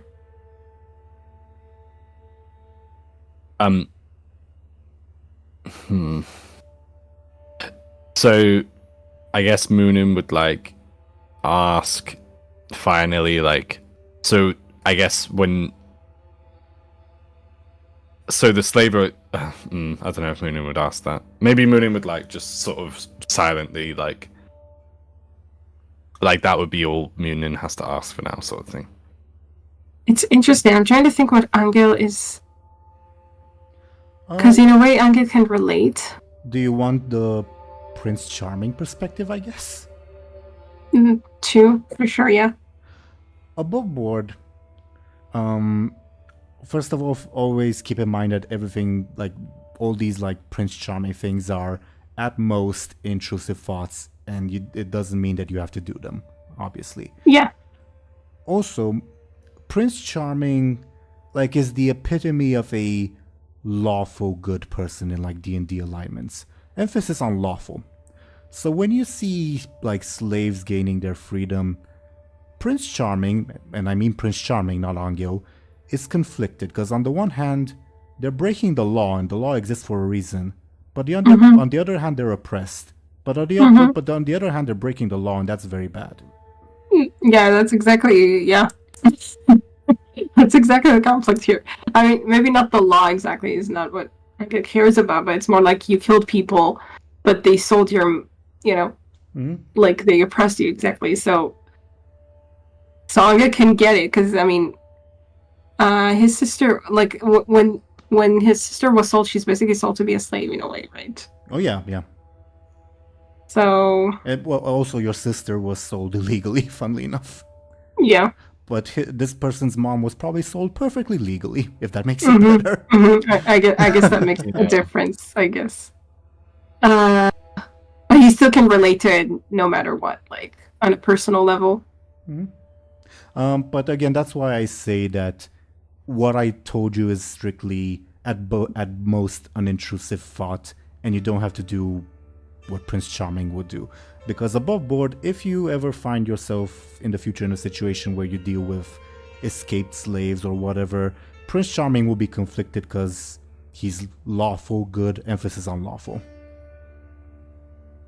Yeah.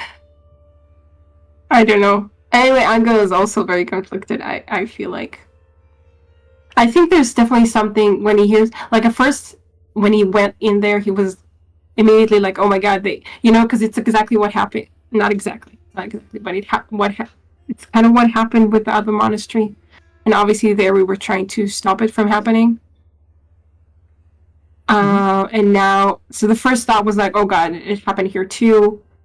And he was obviously on the monks' side or something. And then hearing this, though, kind of took him off guard, I guess.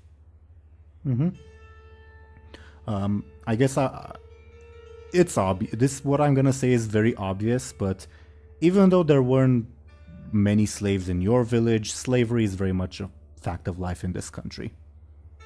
Yeah. Either way. Yeah, except I guess maybe Anghel didn't really think about it that way, but now that he has Willa, he kind of it's like more personal for him. Also, you didn't deal much with slavery personally because there was only one slave in your village, because only really one person could afford slaves, the priest. Yeah. Right. The priest has a slave, I remember now. Yeah. So Anghel is kind of, I guess he's just like, I don't know. He doesn't really react because he doesn't know how to react. He's just like very torn again. I kind of imagine that Illona would have an adverse reaction to slavery, I mean. Yeah. Just because she seems very almost fuck the system. And funnily enough, Tivia, her country, slaves are even more common there than they are here. So if she dislikes her home country, as it seems she does, she'd probably dislike this more. Anyway. Yeah, that makes sense. I don't think that means that she would do anything at this point other than maybe like silently agree with the slave. Yeah. Yeah. Former slave, I guess, but you know what I mean. Okay. Once again, this person won't volunteer information, so do let me know if you ask him anything or look around at anything as you go, etc., etc. Okay? Yeah. Okay. I don't think I have any more questions for him. Yeah, not for now. Also, questions regarding your environment potentially. Yeah. Mm. Yeah, none for now. Anyway. Maybe we can ask like how it's happens or like what started or like what, I don't know. Like they just suddenly, or did they plan this or did they just suddenly start to? I guess it would be good to get his opinion. Or like his insight, sorry. Opinion is like yeah. He already gave his opinion. Yeah. Mm. I guess Muninn would ask like what exactly started all of this?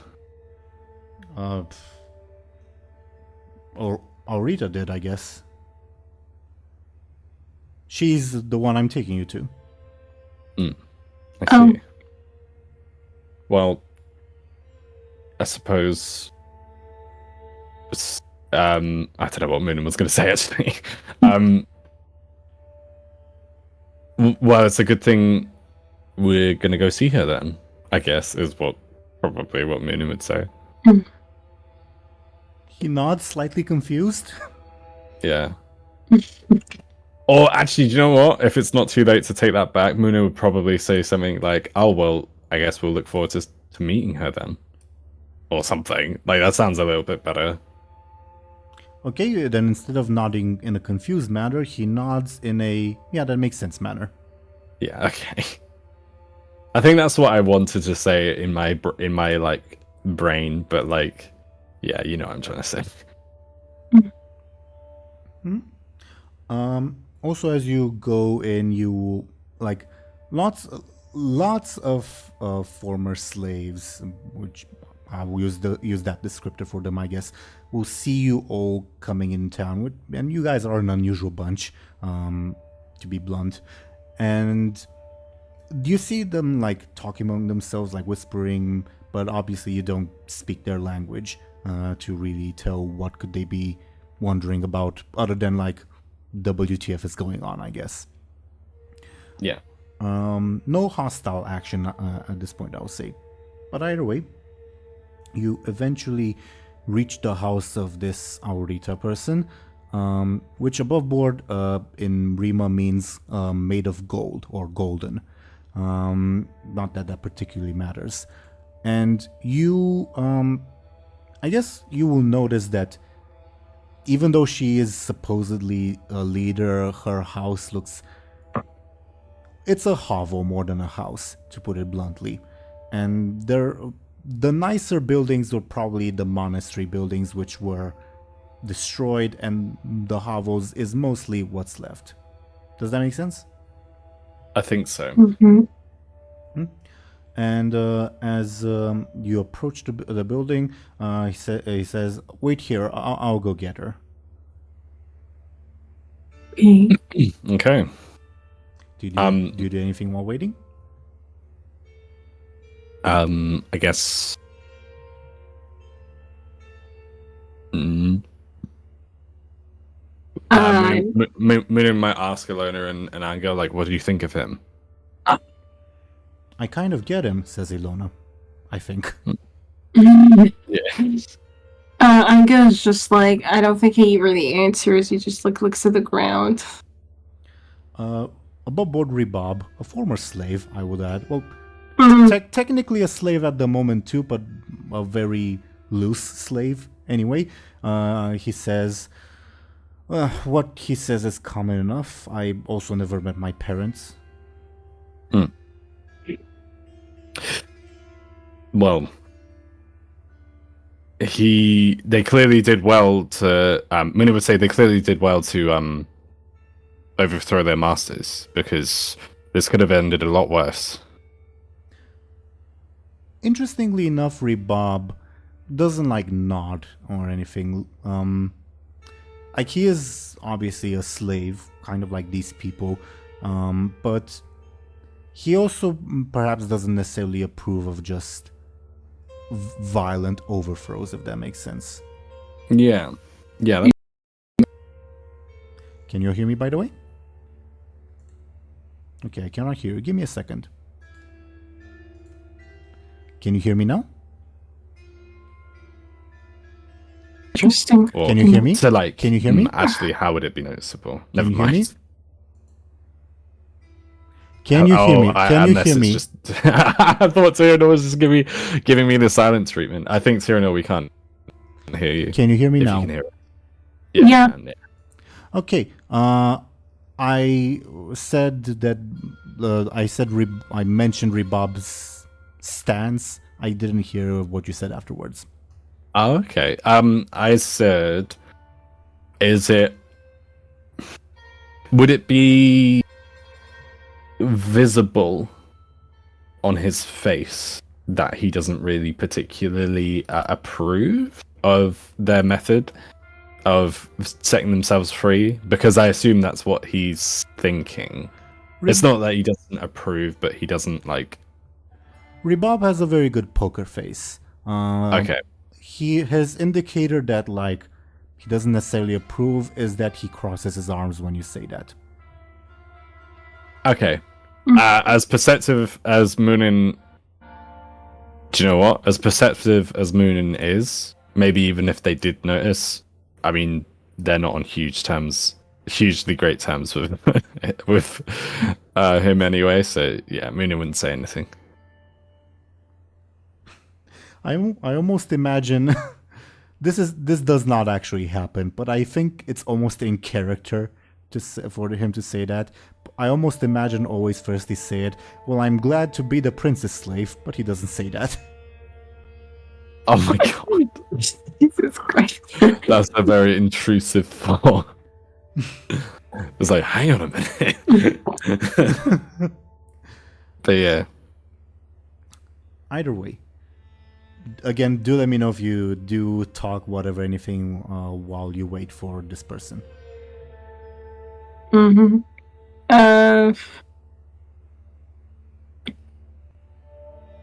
I don't think so.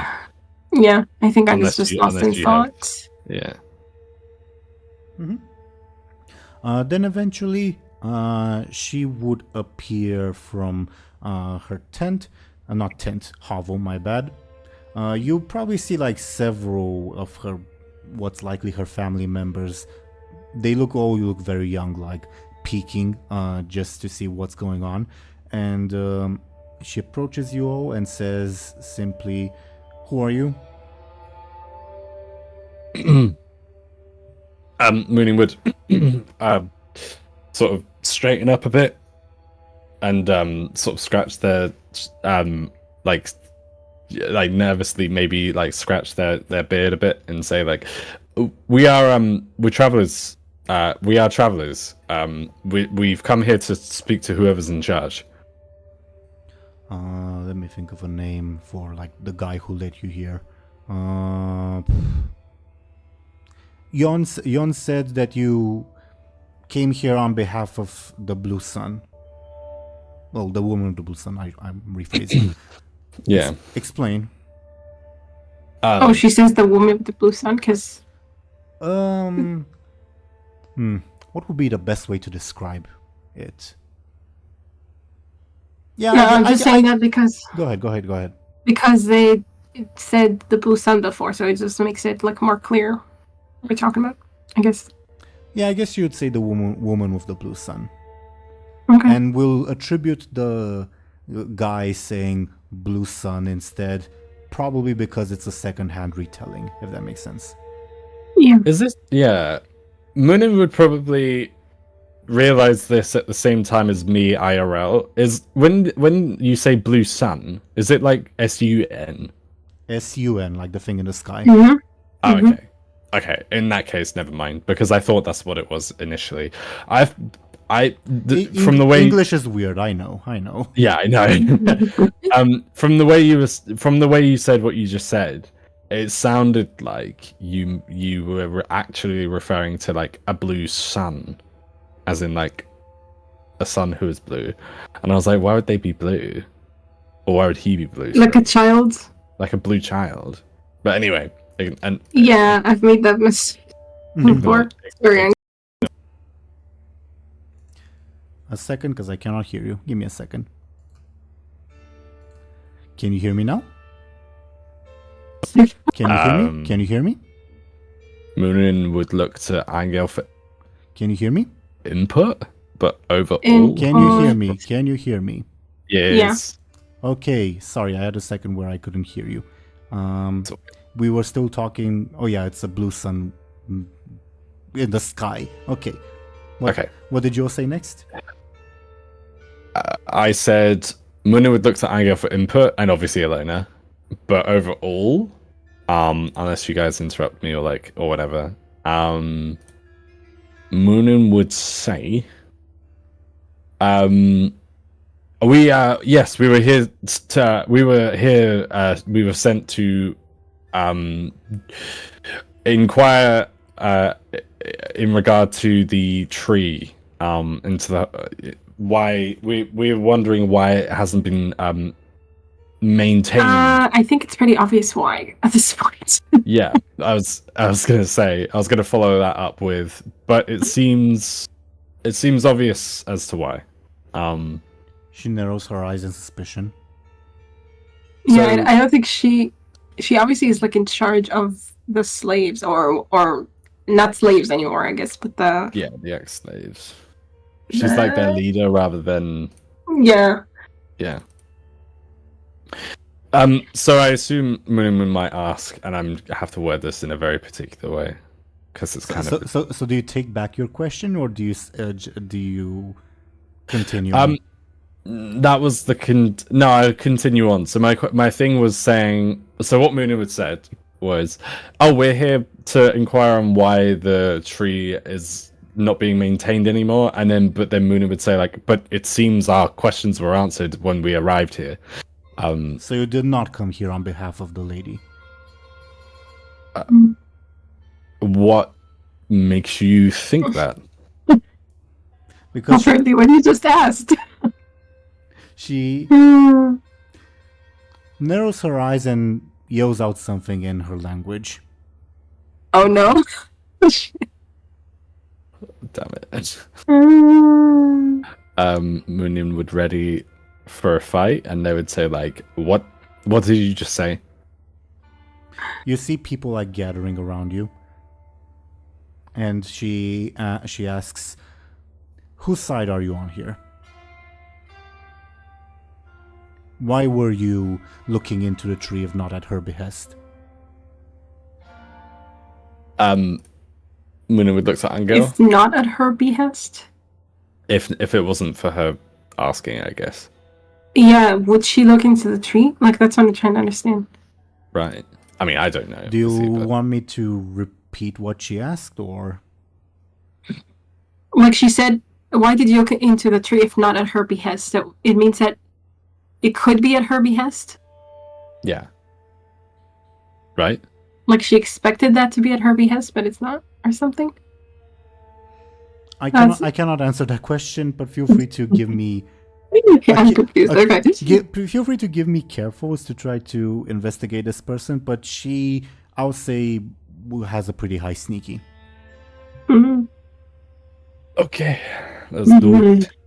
Let's do it, baby. I got a 7. If it counts, I got a 7, but if not, I got a 5. It would count. She rolled poorly. She got a 3. Okay, so you got a very good roll. How should I say this? It looks like either these former slaves or the lady with the blue sun or some combination thereof, they have their own plans for the tree, if that makes sense, and or what may be underneath it. And the fact that you're asking, like saying, oh, we were supposed to find out what happened to the tree, but I guess this answered our question.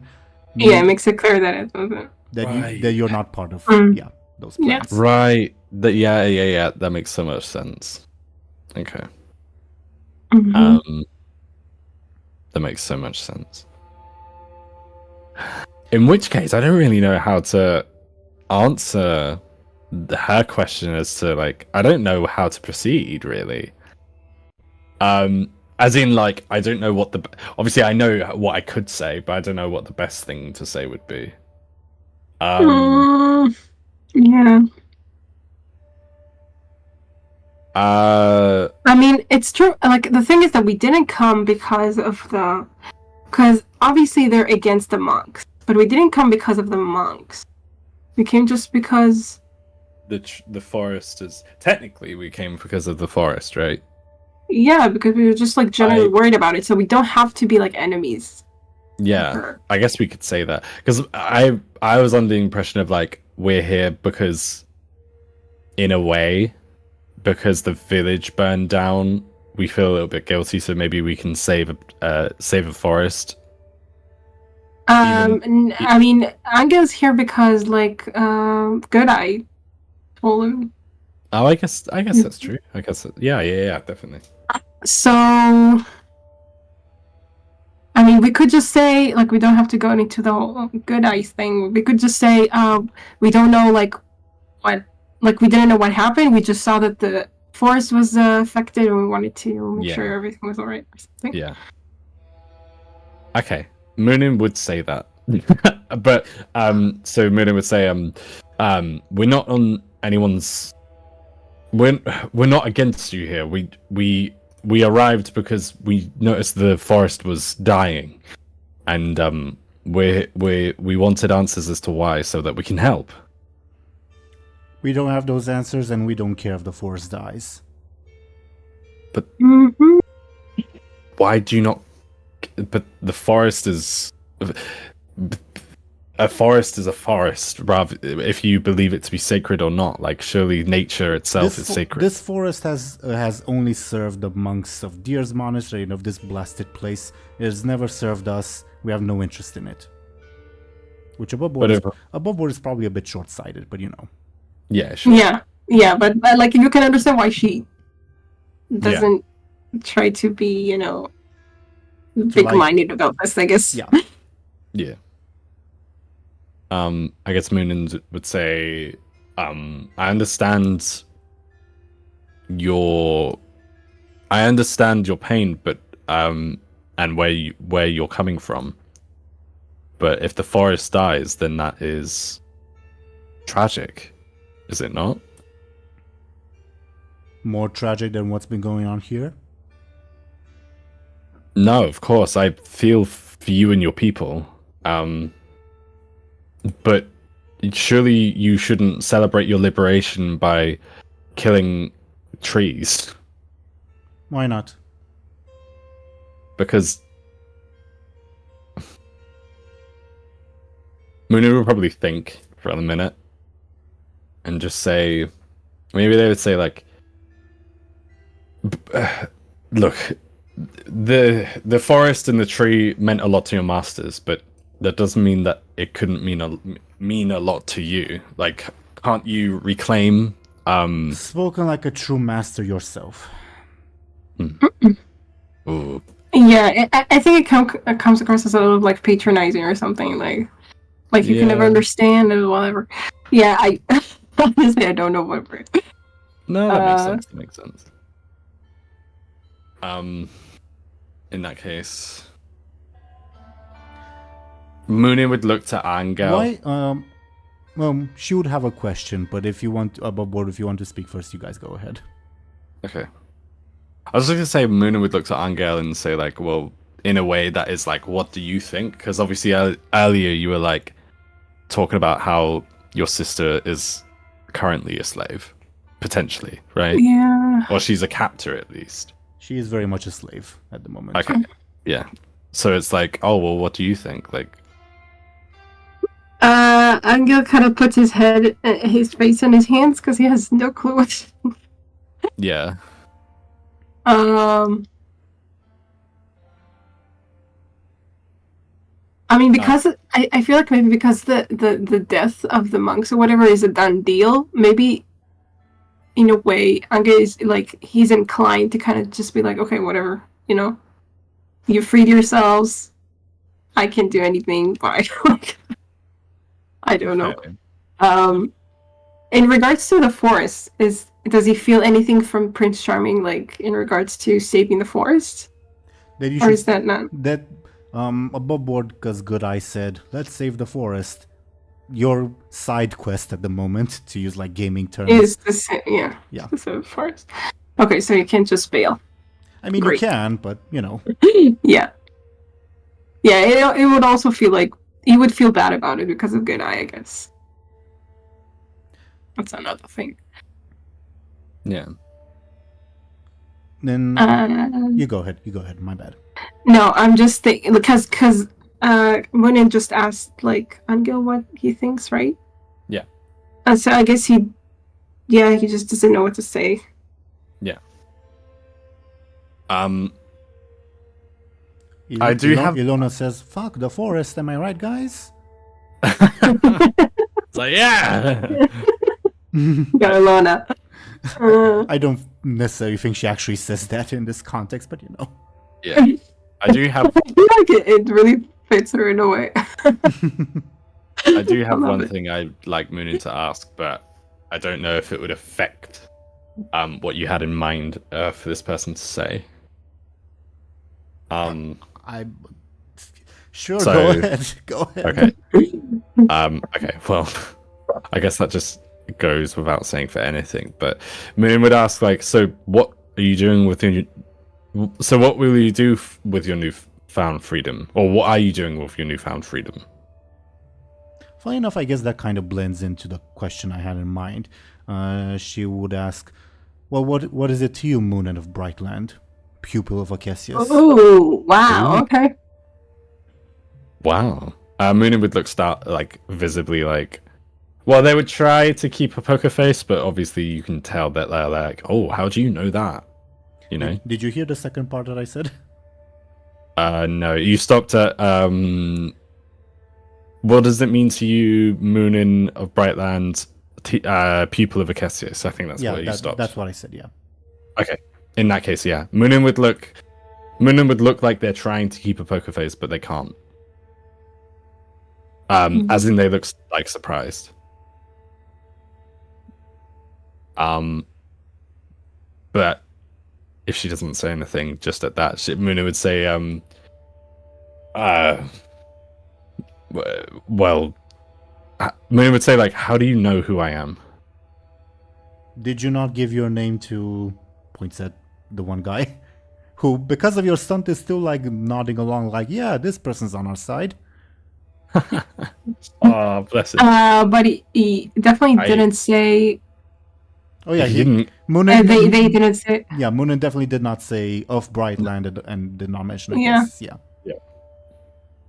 Well, then Muninn would say, I didn't go. Muninn would say a name was all that was given to him, though. How do you know the rest? Because we were warned that you may come, and that you may come with friends. We were told not to harm you, that you are a favorite of our master, but I'm starting to be skeptical of that. Also, above board, interesting that she used the word master to refer to, yeah. That is interesting. That is interesting. It's kind of ironic. Muninn would I ask. guess it's like a master of choosing in a way, I guess. I guess, Makes yeah, I sense. guess so. Like Daenerys Targaryen as opposed to the other one. As the guys of the other place. Sure. What? Why is that funny? Why is that The guys of the other place. Yeah. As in the slave masters of Tareem or whatever it's called. Yeah, I don't know. Marine. It was. Marine, yeah. The Great Masters, I think they're literally called. But anyway, Well, there's the Great Masters, the Wise Masters, and the something else Masters. But anyway. I assume so. Muninn would assume that she's referring to that of the Blue Sun person. And they feel would free to give me say- a careful if you want specifics, but feel free to also just act on your own, on your choice. Let me adjust the. I'm gonna make a timestamp because I have a visual error, and then I will do the thing that you just asked me to do. I wish there was a way to like lock in the screen, if that makes sense. By the way. Oh God, I'm so sorry, Teeironor. No worries about it. I'm responsible for more errors than you are. Okay. It's funny though, because it's like obviously we would never know like how many times you may have done exactly what I've just done because you edit it out. I didn't mean the visual errors. I meant the audio errors. Ouch. I suppose. Still though, still. Okay, let's pretend that nothing happens. So what was I saying? Can't even remember. Go ahead. Feel free to roll careful to determine who this master may be, if you want Okay. to. It will be opposed by her sneaky. She rolled a 6. Okay, epic. You got a 7. I got a 5. 7 because you're stunned. Cool. Okay, cool. In this context, the master, more likely than not, is Cassius, not the lady with the blue sun. Oh, why? I mean, the Kessis did the same thing through Muninn to the other monastery, so I don't think it's that weird. I suppose that's true. Though Maybe not exactly the same thing, but something. Though it does appear in this case that Cassius may be working through an intermediary. Okay. Mhm. Who may be the blue moon? The blue man. No, the blue moon. Wait, no, the blue sun. Even sorry. By the way, The woman with the blue sun. By the way, I kind of hate that nickname, the Blue Sun, or the Woman of the Blue Sun, because every time someone, including me, says it, I keep thinking of that one song from Metal Gear Rising, Red Sun, and now that you've called her Blue Man or whatever you said, Blue Moon, I keep thinking of that one song. Who's the one? The one goes Blue Moon. That one song. Let me Google it. But yes, I know exactly what you mean. Yeah, I don't know. The Marshals? The one that goes blah blah blah blah blah blah blah. No, Blue Moon by Frank Sinatra. Frankie boy. Yeah, the very same. Maybe I should have come up with a different nickname, but this is the most obvious one. And anyway, Yeah, it is. Like, I understand why. It is a good name. I just keep messing it up. So Cassius told the intermediary that we were coming. and the intermediary told this lady. Okay. Mhm. That we were coming.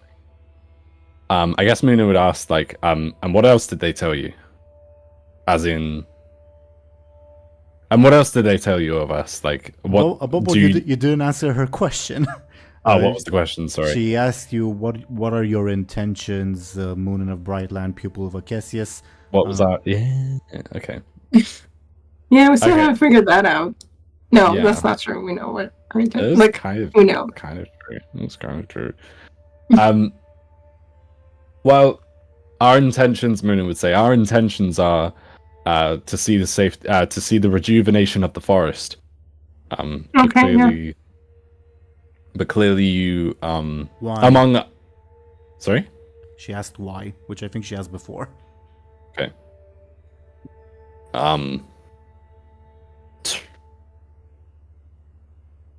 Good question, to be honest. I will just say that as soon as I guess this was mentioned, Anghel became kind of angry, if you can tell. Like, Okay. if anyone takes a notice. Yeah. I'm imagining the meme of like the guy from The Simpsons clenching their fist, but because there's this tense discussion going on, I don't think anyone would notice except for Always Thirsty, who would also imitate Angel by clenching his fist. Okay. Brilliant. Sounds legit. Yeah. Well, originally, this isn't Muninn talking. Obviously, originally we want to rejuvenate the forest because of the monks. But I guess Muninn would tell a half-truth and say... Because of the monks, not necessarily. Huh? Sorry? I mean, for Anghel, it's because of Good Eye. I don't know. Muninn was just... Oh, it could be for Muninn, maybe it was because of the monks. No, I keep... Because of what they did. No, I do... Sorry, I do keep forgetting about Good Eye too. That's interesting. It's maybe because I killed him. So... It was kind of... No, because we were going to ask the monk... No, that makes so much sense. Well, it ties back to that meme you talked about at the beginning before we started the session. Well, I don't even know who you are. Yeah. Yeah. Okay. Ignore everything that I've said within the past 25 years of my life. But, I guess, so Good Eye asked us to fix it. I guess, Yeah, it makes sense if Muninn doesn't... that's not the reason. Yeah. Oh, no, yeah, absolutely, yeah. I was just saying that above board, that was kind of the reason. But obviously, I wasn't including Good Eye in the equation. But, like, below board, I guess... I guess Muninn would say... board, maybe. Or on board, yeah. On board, Muninn would say... Donkey. Sorry. Shrek. Yeah, I kept remembering that meme of like, no, it's mine, and then, yeah, sorry. Donkey. I love that. I guess Muninn would say, we seek the rejuvenation of the forest because, and Muninn would tell a half-truth. They would say, we seek the rejuvenation of the forest because, to see nature, wither and die, it doesn't seem right. It seems, particularly this forest, it seems like we have some, we need to intervene. Why this one in particular? Because, I'm trying to think of a lie above board.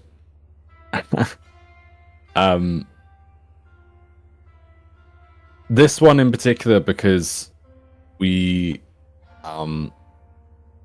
were tasked. Should I just say it outright? Like we were tasked by Good Eye, or no? Do you think?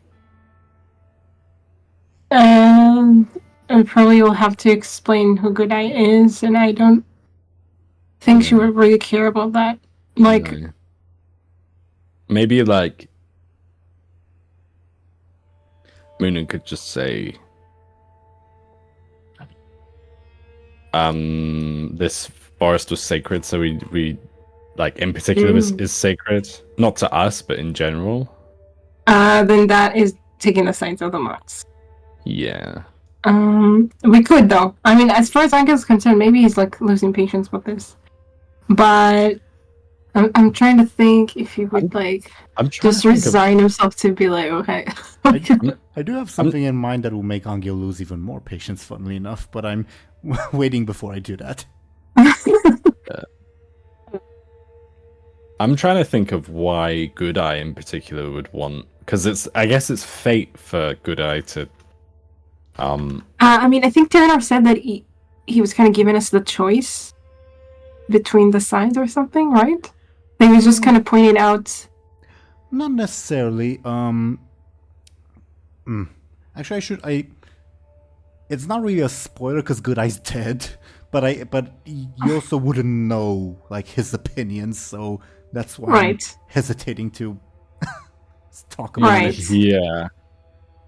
I guess could I say something like, "Oh, an agent of fate has tasked us to," because that is kind of like really neutral. An ancient one.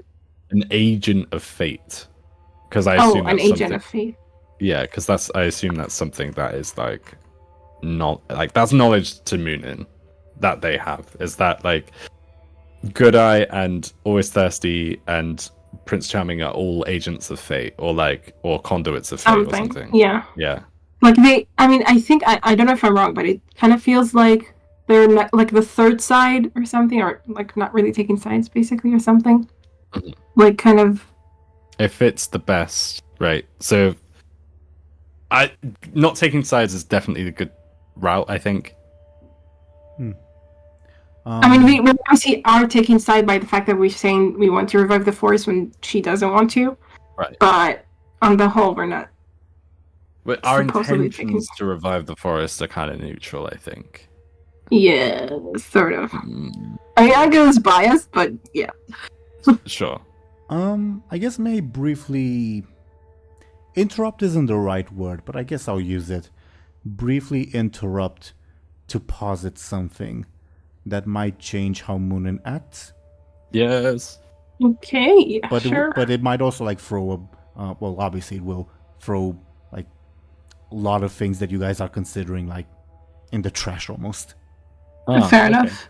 Let's go. Muninn, while you're having this conversation, you hear Cassius himself whisper in your mind, "If you aid them in their task, I'll have a big reward for you that will aid you in your bigger assignment, the one with retrieving that little boy's sister."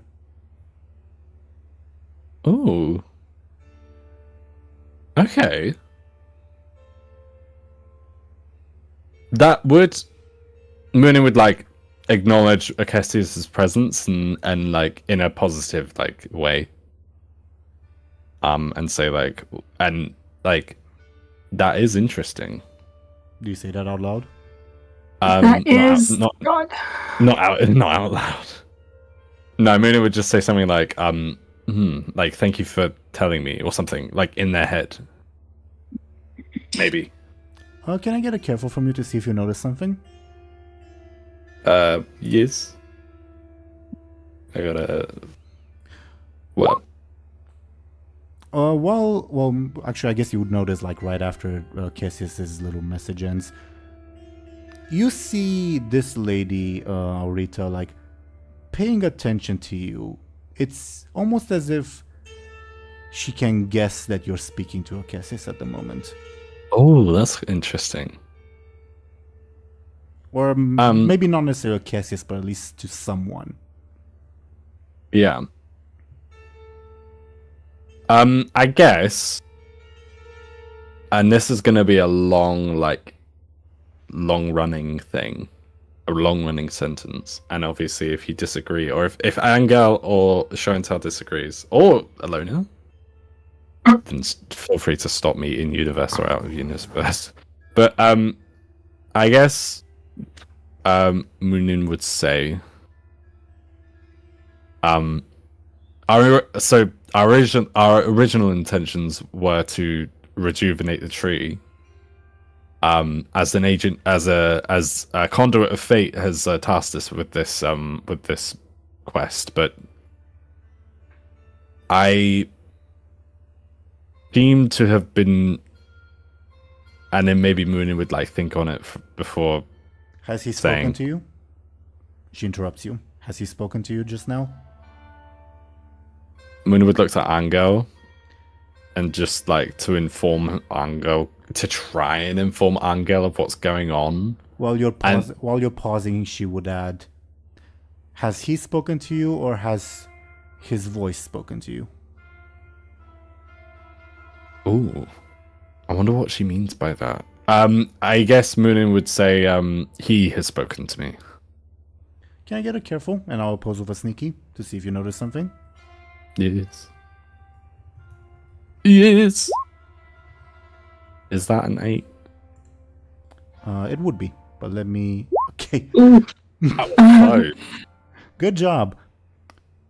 She feels almost hurt when you say that, as if a little jealous. ooh. Mhm. Muninn definitely like. But I'm not sure if. Okay. What are you not sure of? Like, if his voice spoke to you or if he spoke to you, like. I guess You can also tell by your careful roll. When I say your voice, it's not like I'm referring to Akessis' actual voice, but rather it's a nickname, I guess, for something or someone. Oh. which Like I think someone is else. yeah, which I think is the middleman or person, Mhm, middle mhm. person. Probably. Probably. Mhm, mhm. Probably. Okay, that makes sense. I was gonna say Muninn is very obviously, or Muninn very subtly takes satisfaction from knowing that they're jealous. Only I feel like only Anghel and Illona would notice that because they've known each other for so long. But if you need me to roll a sneaky to like hide that, then like fair enough. Yeah, sure, why not? Okay, cool. It's only a little thing, or maybe it could snowball into a big thing, but okay. Oh, you rolled a 4? Okay. I did. Sorry, yeah. You rolled first, and that's why I was confused. Her eyes narrow in irritation. Okay, fine. Maybe Muninn isn't. Maybe Muninn is losing their touch a little bit. Maybe I need to swap my sneaky around. So, okay. Muninn would say. Muninn will repeat themselves and say, our original intentions was to rejuvenate the forest, but I think he has other plans. Which explains again why you care so little for the forest. Anghel is frowning. She looks at you, her expression is not changing. I guess she'll let out a nod, like, yeah, you're right, but she doesn't volunteer information. Yeah. I guess Muninn would say, I guess my question for you would be, even if you and your people decided to rejuvenate the forest, like, is anyone left to be able to do this? Who says we want to do that? That's not my question. Muninn would like sort of try and I'm even if you want to or not, is this something that any of you can do? Who was responsible for maintaining the tree? One of the monks, Eusebius, I think was his name. And he's give me a careful, and I'll pose with a sneaky to see if you can deduce something. Okay. I love my careful. Jesus Christ! Even though this person has much higher stats than you, she's just been rolling poorly, and you've been rolling well. Yippee! It's fate. Yeah, it is. Accelerated. It is fate accelerated. Yeah.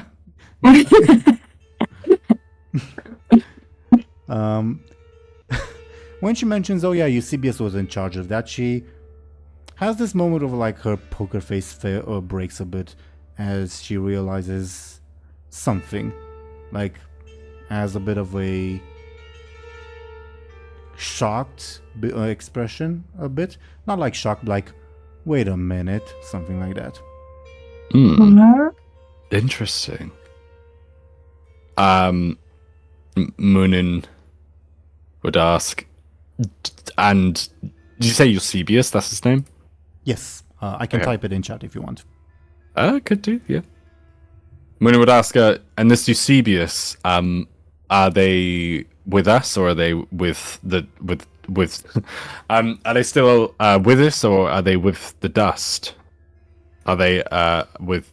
Wait, does that make sense? Are they or Yeah. have they returned to the dust? Yeah, Have they it returned to the dust? makes sense. It makes sense.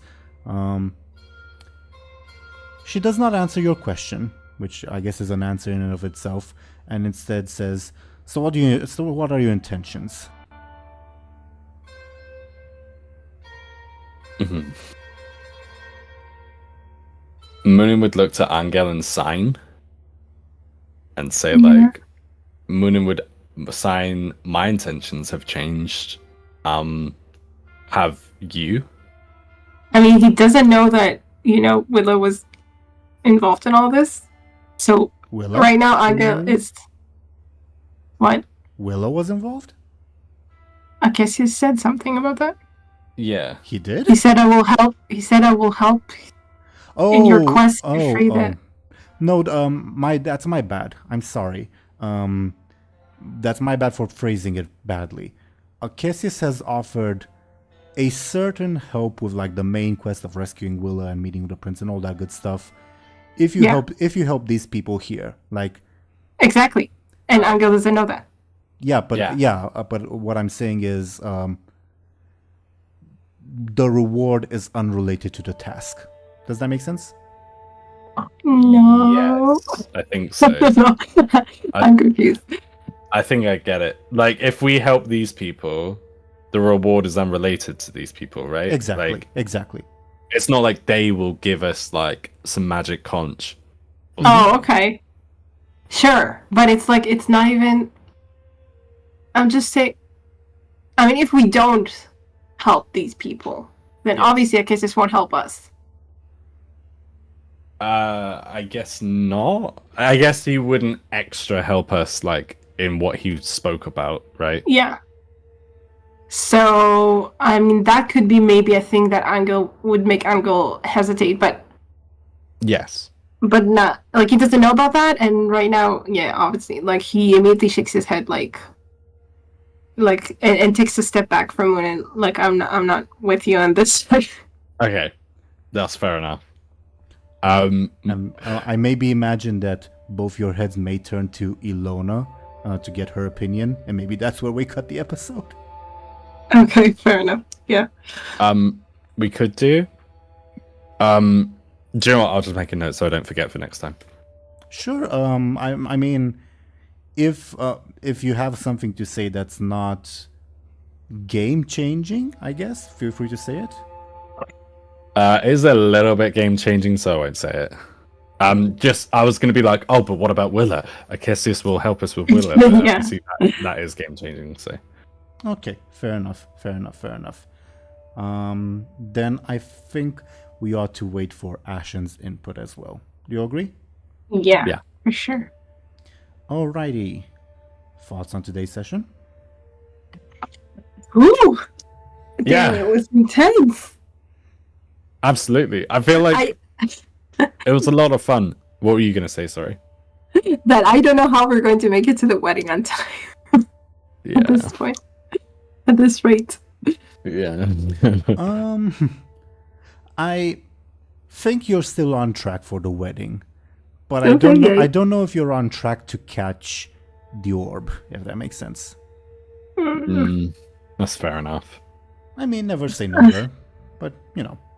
Yeah. Because I mean they're heading for the wedding, and Yeah. I mean why wouldn't we catch them? Because they might get there first, if that makes sense. And then do the thing that they want to do or whatever. I don't know. I don't know if they've like mentioned any intentions. I guess. No, we just know something big is supposed to happen or something. Maybe it has nothing to do with them. I don't know. Right? Because I don't remember anymore who warned us that something will happen. Oh, it was. I think it was Aurelia. Yeah, Aurelia, because she heard from Discord, basically, and not the app. Yeah, I was confused. Like Nictelius? Yeah. Nictelius just Okay. discorded him. Yeah. Sure. Yeah, you heard that vague warning. Yeah. The guy who currently has the orb also has stated like that he has some intentions with it, but those Yeah, we don't Probably- know what that. well, no, he has told you some things, but it's very likely that those Oh. things have changed. Those intentions, I mean. Oh, okay. What did he say? I mean, he could have been lying to us too, right? I don't remember anymore. What did he say? Also possible. He basically said, well, this orb is like super important and all that, so let's bring it before the council. Yeah. But that was before he had like full control of it, I think. Yes. Right? Yes. Yeah. I guess so. Yeah. So yeah, crazy. There's a lot of there was a lot of exploration, I feel, in this like a lot of action and exploration, right? Because of like going into the like looking for a crypt entrance, looking into the crypt, like that sort of stuff, which is cool. Yeah, and a lot of like not straightforward things like that you kind of have to make a choice on.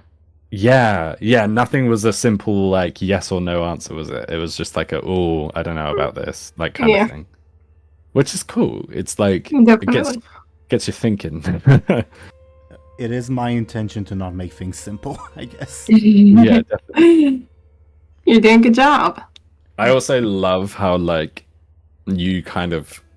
I also hate it, but I also it also made me. It was also interesting to see like you show and tell like you know more than me. In regards to like in regards to the. Okay, Huh? yeah, I won't say it. Like I don't know everything right Yeah. now, so But still, like I the whole wonder. like it was so like how do I put it? It was so like I don't know how to put it. But when I was like, oh, who is this blue sun person? I don't know who this is, and you're like, I kind of know. yeah. It's like god damn, I need to brush up on my lore. Yeah, I can't even say anything like even above board because I don't want to spoil anything. Yeah, of course, yeah, absolutely. I'll just have to find out. Mhm. I guess just to inform the viewers, real brief, because I'm sure they may be confused. There may be other pieces of Rimlen media other than this series that you're watching, but I still haven't decided how to publish that, if at all. So, yeah, make of that what you will. But yeah, show until you know things. Not all of the things, though. Yeah, I don't think because I haven't reached the end. Yep. And Dely does not know very much, unfortunately, about the things. Yeah. Ashen wouldn't know either, so there would be two like confused people in this session. I mean, it's not that it really like changes anything because I mean, the moment one of us doesn't know, or at least Muninn doesn't know, then it doesn't affect the game. Like I can do anything with Anghel, like you know, the fact that I know doesn't help. Yeah, you can't do anything with your like godlike knowledge. Like there are, I can think of a few things that you can do with your godlike knowledge. For instance, asking someone else, "Hey, why is this person here?" If that makes sense. Okay. But you do not have godlike knowledge. Yes. at least, yeah. Interesting. Asking but what do you mean asking someone else? Not in the game though. No, I mean in the game. In the game. But why would I ask that? Because show and tell, you know what you know, so you know this person has some connection. I know that, but like, why would the characters know that? No, that's what I'm saying. Because if Anghel knew what show and tell knew, Anghel could do this. That's what I mean. Oh yeah, exactly. I can do anything. Exactly. Right. Yeah, we'll see.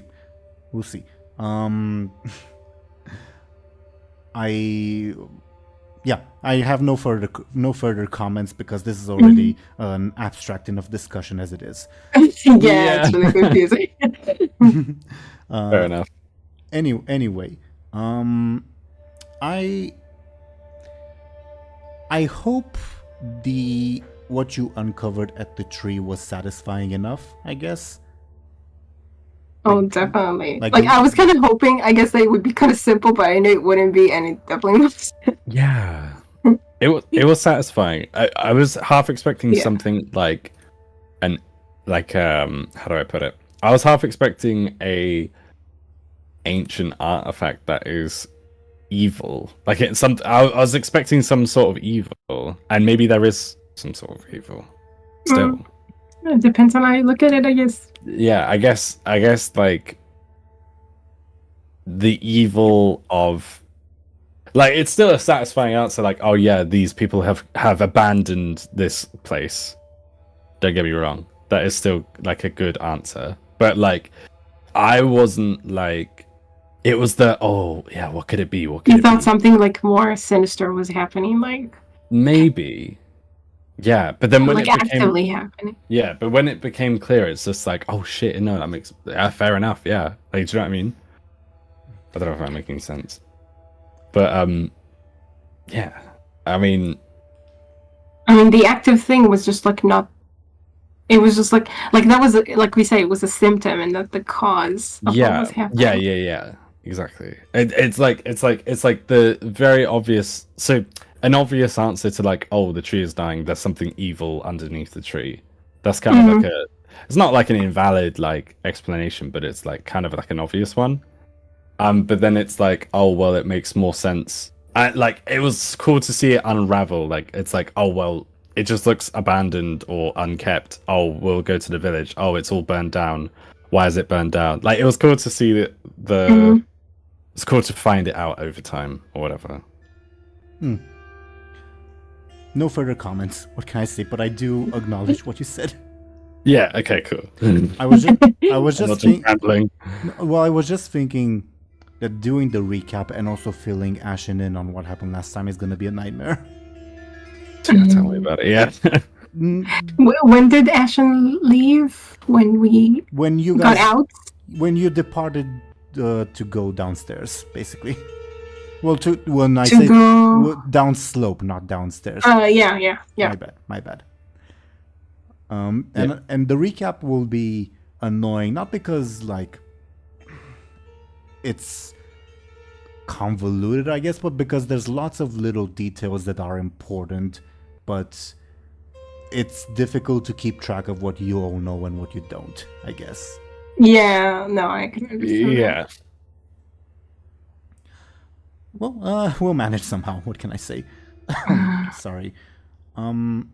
Either way, I'm very.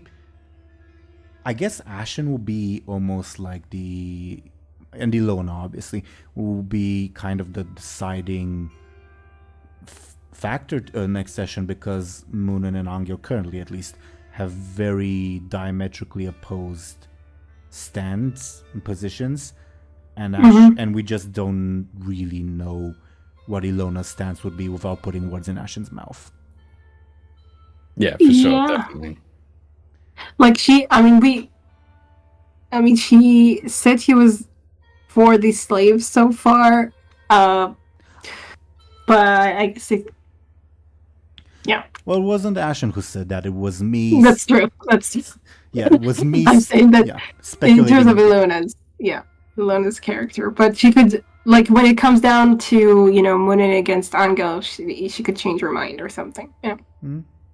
And funnily enough, Illona might provide a different perspective, because as I said, slavery is unfortunately a big thing in Tivia, and where Illona's from. So even if she wasn't like particularly cruel or whatever, she's probably the one playable character who has owned slaves in the past. Damn. That's crazy. Yeah. But yeah, fair enough. Just because they, like, if you're above a certain level of wealth over there, you're kind of expected to have them. Yeah. Yeah, it's like, it's a question though of like, it seems like it makes her more sympathetic to the slaves in a way, or like maybe feel guilty about it or something. Oh yeah, definitely. And even in like, obviously, even in real life, unfortunately, there were plenty of people who were against slavery and had nevertheless owned slaves. Yeah. Yeah, true. Well, Yeah. Illona doesn't own slaves anymore, but she probably did. You know what I mean? Yeah. Yeah, exactly. Either way, any more would just be putting words in Ashen's mouth. So let's, I guess, refrain from that, because, yeah. Okay. Yeah, exactly. I was just saying that Anghel hasn't really done anything like to, because he doesn't know like what to do basically. Like, what would be the point of fighting all these slaves, and then what? How would that regenerate the forest? God knows. You know. Right. It would. Like I really. assume it wouldn't. Like we need to maintain the tree, but that would only last for so long. And yeah, is it worth it? You think? I guess one piece of advice: if you're going down the, I guess, monk path, I guess, for lack of a better term, the tree path, one piece of advice is maybe look into that thing she just realized about Eusebius. Yeah. Okay. Well, if I remember. Yeah, that's partly why I said it, because I'm feeling like you guys won't remember. I'll try to write it. Eusebius. I'll look into Eusebius. Sure, do that if you want to. I guess I'll just say not always, because sometimes it's impossible, but I almost always try to give you guys the choice of like which side to push or none at all, and like make the choice available to you all, if that makes sense. Yeah. Yeah, for sure. It's just that Anghel has. The thing is that he's not exactly on the monk's side, and I keep saying that, I think. But he's against. I guess he's definitely at this point, but like. And Eurymedid, obviously, but. I mean, yeah, most of the gods that he's come across, he doesn't trust them one bit. I do look forward to, the conversations that may happen from what Muninn was told. Yeah.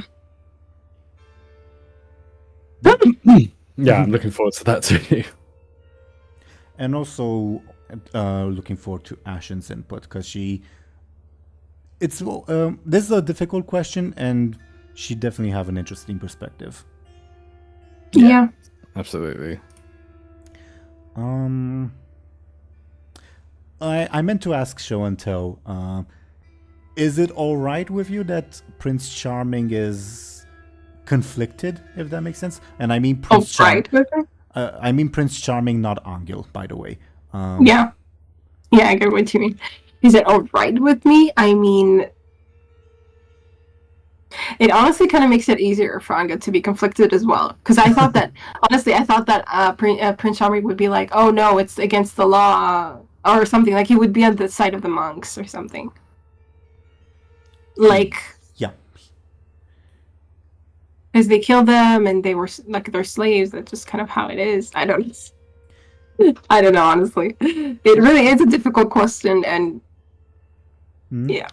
Again, from his point of view, slavery is a cruelty, but it's also the law. Yeah, exactly. And they killed, I mean, all of the monks are slave owners. Like, they're all... Never deal in absolutes, I guess.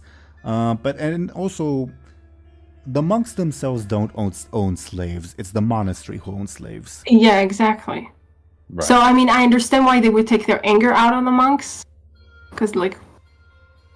But honestly, like, the fact that the monastery owns slaves, is it, like, someone...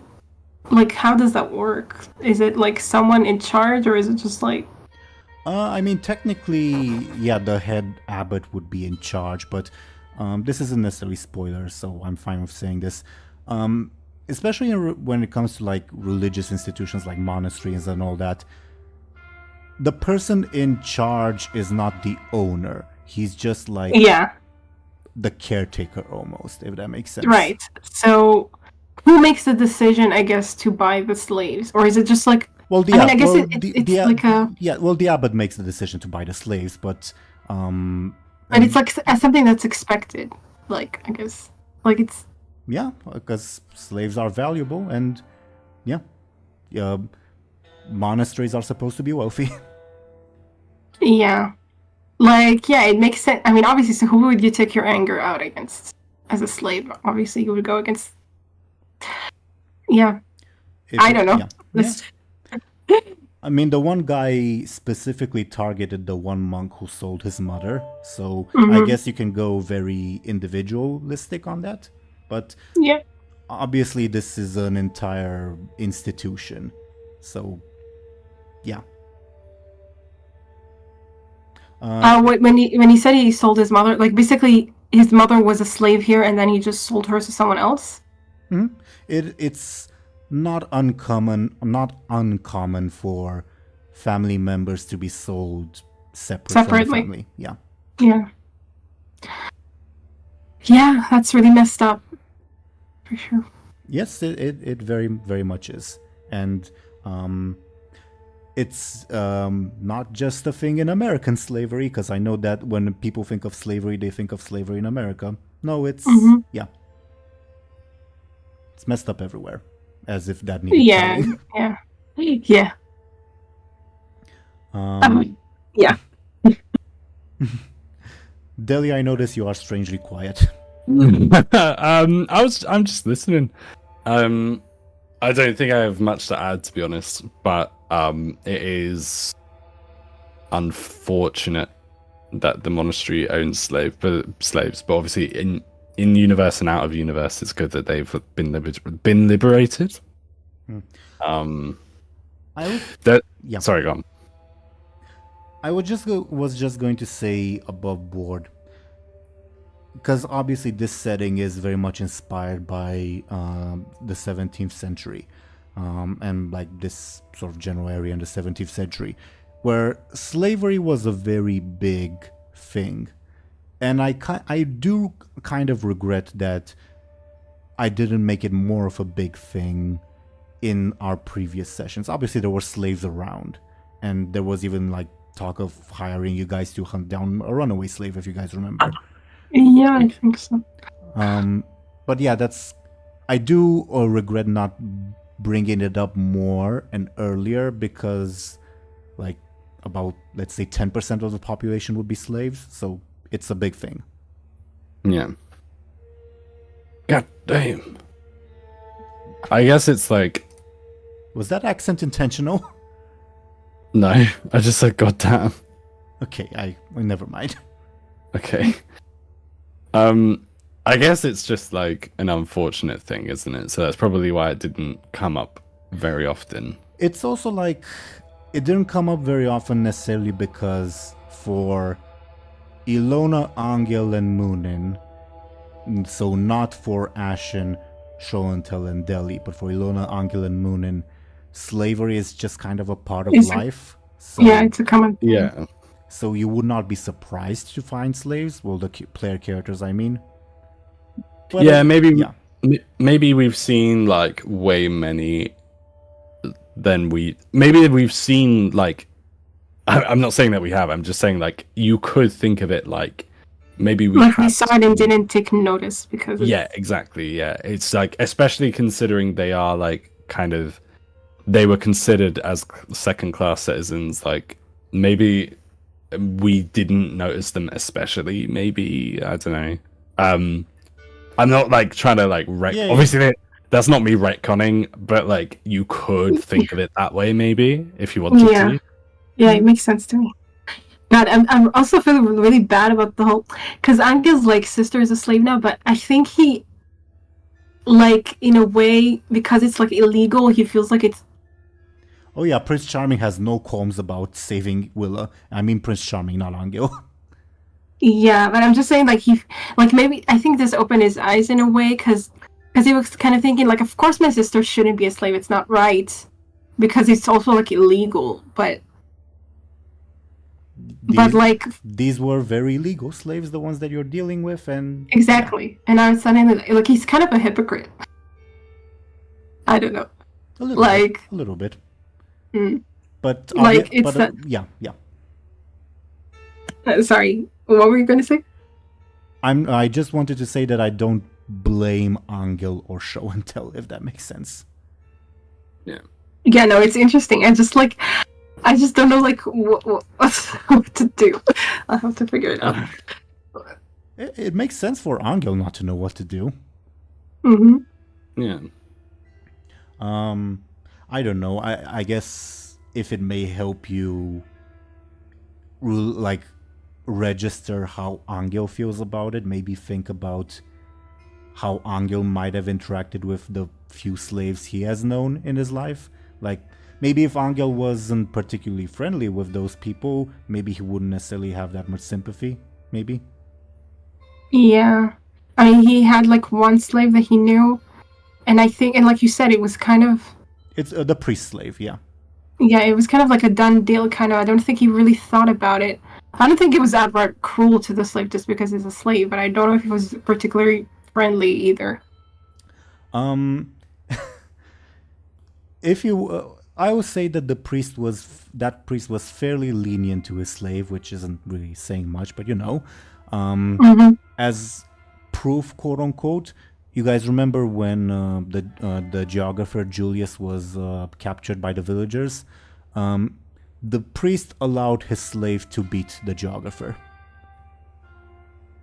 Oh, wow. Yay! That's supposed to make you happy, I guess.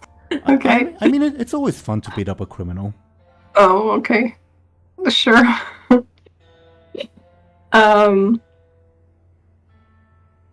Okay. It's a fucked up world, but yeah. Sure. If like. No, I can understand it. Yeah. But yeah, if hypothetically, I don't know, you three, like Illona, Anghel, and Muninn were traveling on the road, and I don't know, you came across a constable with a criminal into like a murder or whatever. Yeah, and the constable said, yeah, you can punch him if you'd like. Yeah, you'd see that. Oh, yeah, why not punch the criminal? Fuck him. Right.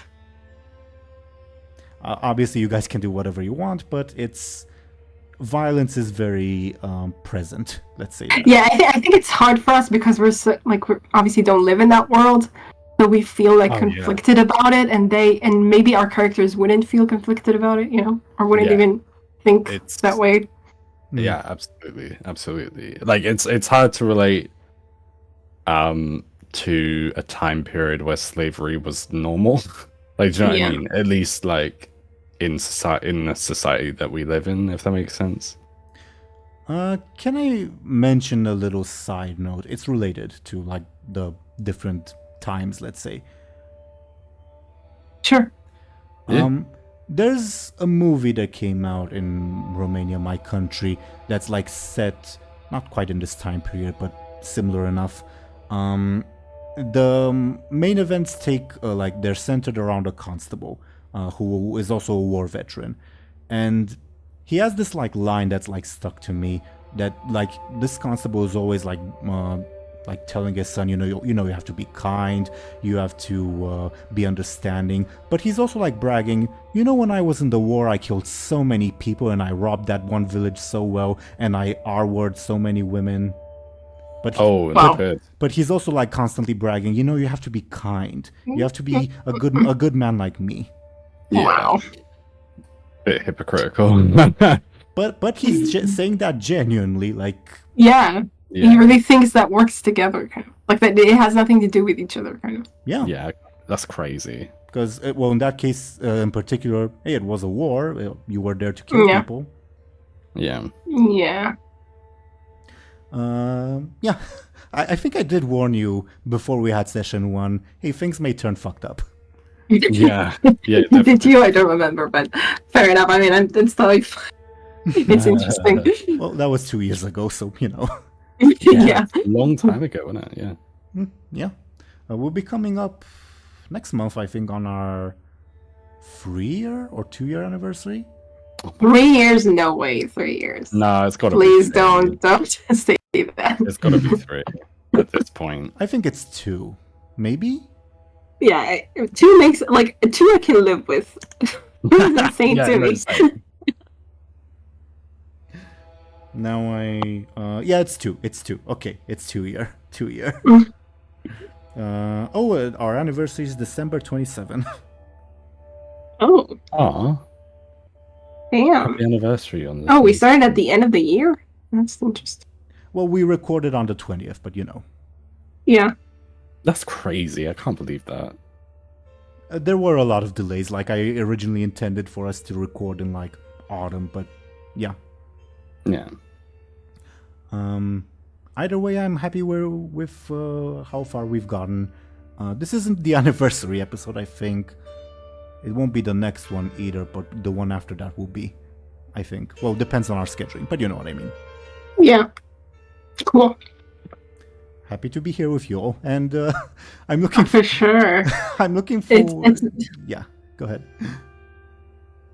Sorry, I just like it's become such a part of our life. Like, Yeah. I mean- It honestly has. It's crazy, to be honest. All I wanted to say was that I'm really looking forward to Ashen's thoughts on everything. Yeah, definitely. I should ask, do you all have any other thoughts before we go into our shoutouts? no. No, I don't. Very well, very well. Apparently we're gonna go alphabetical. So, dear viewers, thank you very, very much for watching and listening to us. You guys can still hear me, by the way, right? Yeah. Okay. Let's first briefly talk about, as usual, Ashen. She's a lovely artist. You can commission her to make stuff for you. I've commissioned her for a custom notebook and some paintings, and both digital and real life. She does great work. Find her on Instagram and pay her money because she deserves it, I guess. Next, we again are going alphabetical, meaning that I'm gonna ask Dely to please talk about themselves. Dely, you're on deck. We're all attentive, I guess. Okay, cool. Well, hello everyone, I'm Dely. It's been a pleasure, as always. So outside of these sessions, I'm a goblin VTuber on twitch.tv. You can find me there, or you can find me on Magic, on the Magic link that you can see on screen. May or may not change by the time that this episode airs. But Again? Again, yeah, but we will see. Do you know what? For the sake of it, by the time this episode airs, it may be delyvt.com as opposed to the weird card URL. Oh, okay. Yeah, but I'm not sure because obviously I have to pay to do that, so I haven't decided yet. So Okay. yeah, That's impressive. Owning your your own domain. Mhm. yeah. I'm excited to do it, but it costs money, so I'm not sure if I'll do it. Yeah, it does. I'm doing it. Not to go into too much of a tangent. I'm gonna do it for my IRL portfolio. So I was thinking, hey, why not do it for Dely stuff too? So Mm. The reason I yelled out again was because I have to manually change a bunch of stuff if you do. I'm so sorry. No worries. Wait, so you're buying 2 domains? I might do. Yeah, I think it would cost like 30 quid for a year. Yeah, it's Well, you don't have to go into detail on the record for that. yeah. Yeah, but yeah. Check Dely out either way. If Dely shall change their link by the time this episode comes out, the description shall feature the updated link. Dely, I'm counting on you to let me know if you do so that I can change it in time. Yeah, of course. Yeah, I hope we'll see you stream more often. What else can I say? Same. Also, when you said Magic, I thought, wait, Dely's in Magic the Gathering now? Are they doing a Magic tournament? Yeah, can you imagine? thank you very, very much, Deli, for talking about yourself. And speaking of people who have their own domain, Show&Tell, could you please go ahead and talk about yourself and what you're doing? Yes. So I'm Show&Tell. I have my own domain. I'm kidding. I do though, and but I do post everything on Patreon. So if you want to see reactions to shows, that's what I do on there. You're welcome to join. Highly recommend. Do check Show&Tell out. There aren't going to be major changes by next week. Sorry. Thank you very, very much, Show&Tell. And dear viewers, was your Dungeon Master, Game Master Teeironor. I do this series. It's a lot of fun, and we delve into some topics, let's say, in this series, as you can see. I also do another series that's set in the Warcraft universe that, funnily enough, will probably be coming back from hiatus on the following Saturday from the one you're seeing on this, if you're watching this video. So you're watching this video on Monday. We'll be coming back from hiatus from the other series on Saturday, hopefully, unless something goes wrong. And hey, if you're watching this video and you've made it so far, you'll be the first person to know. So there you go.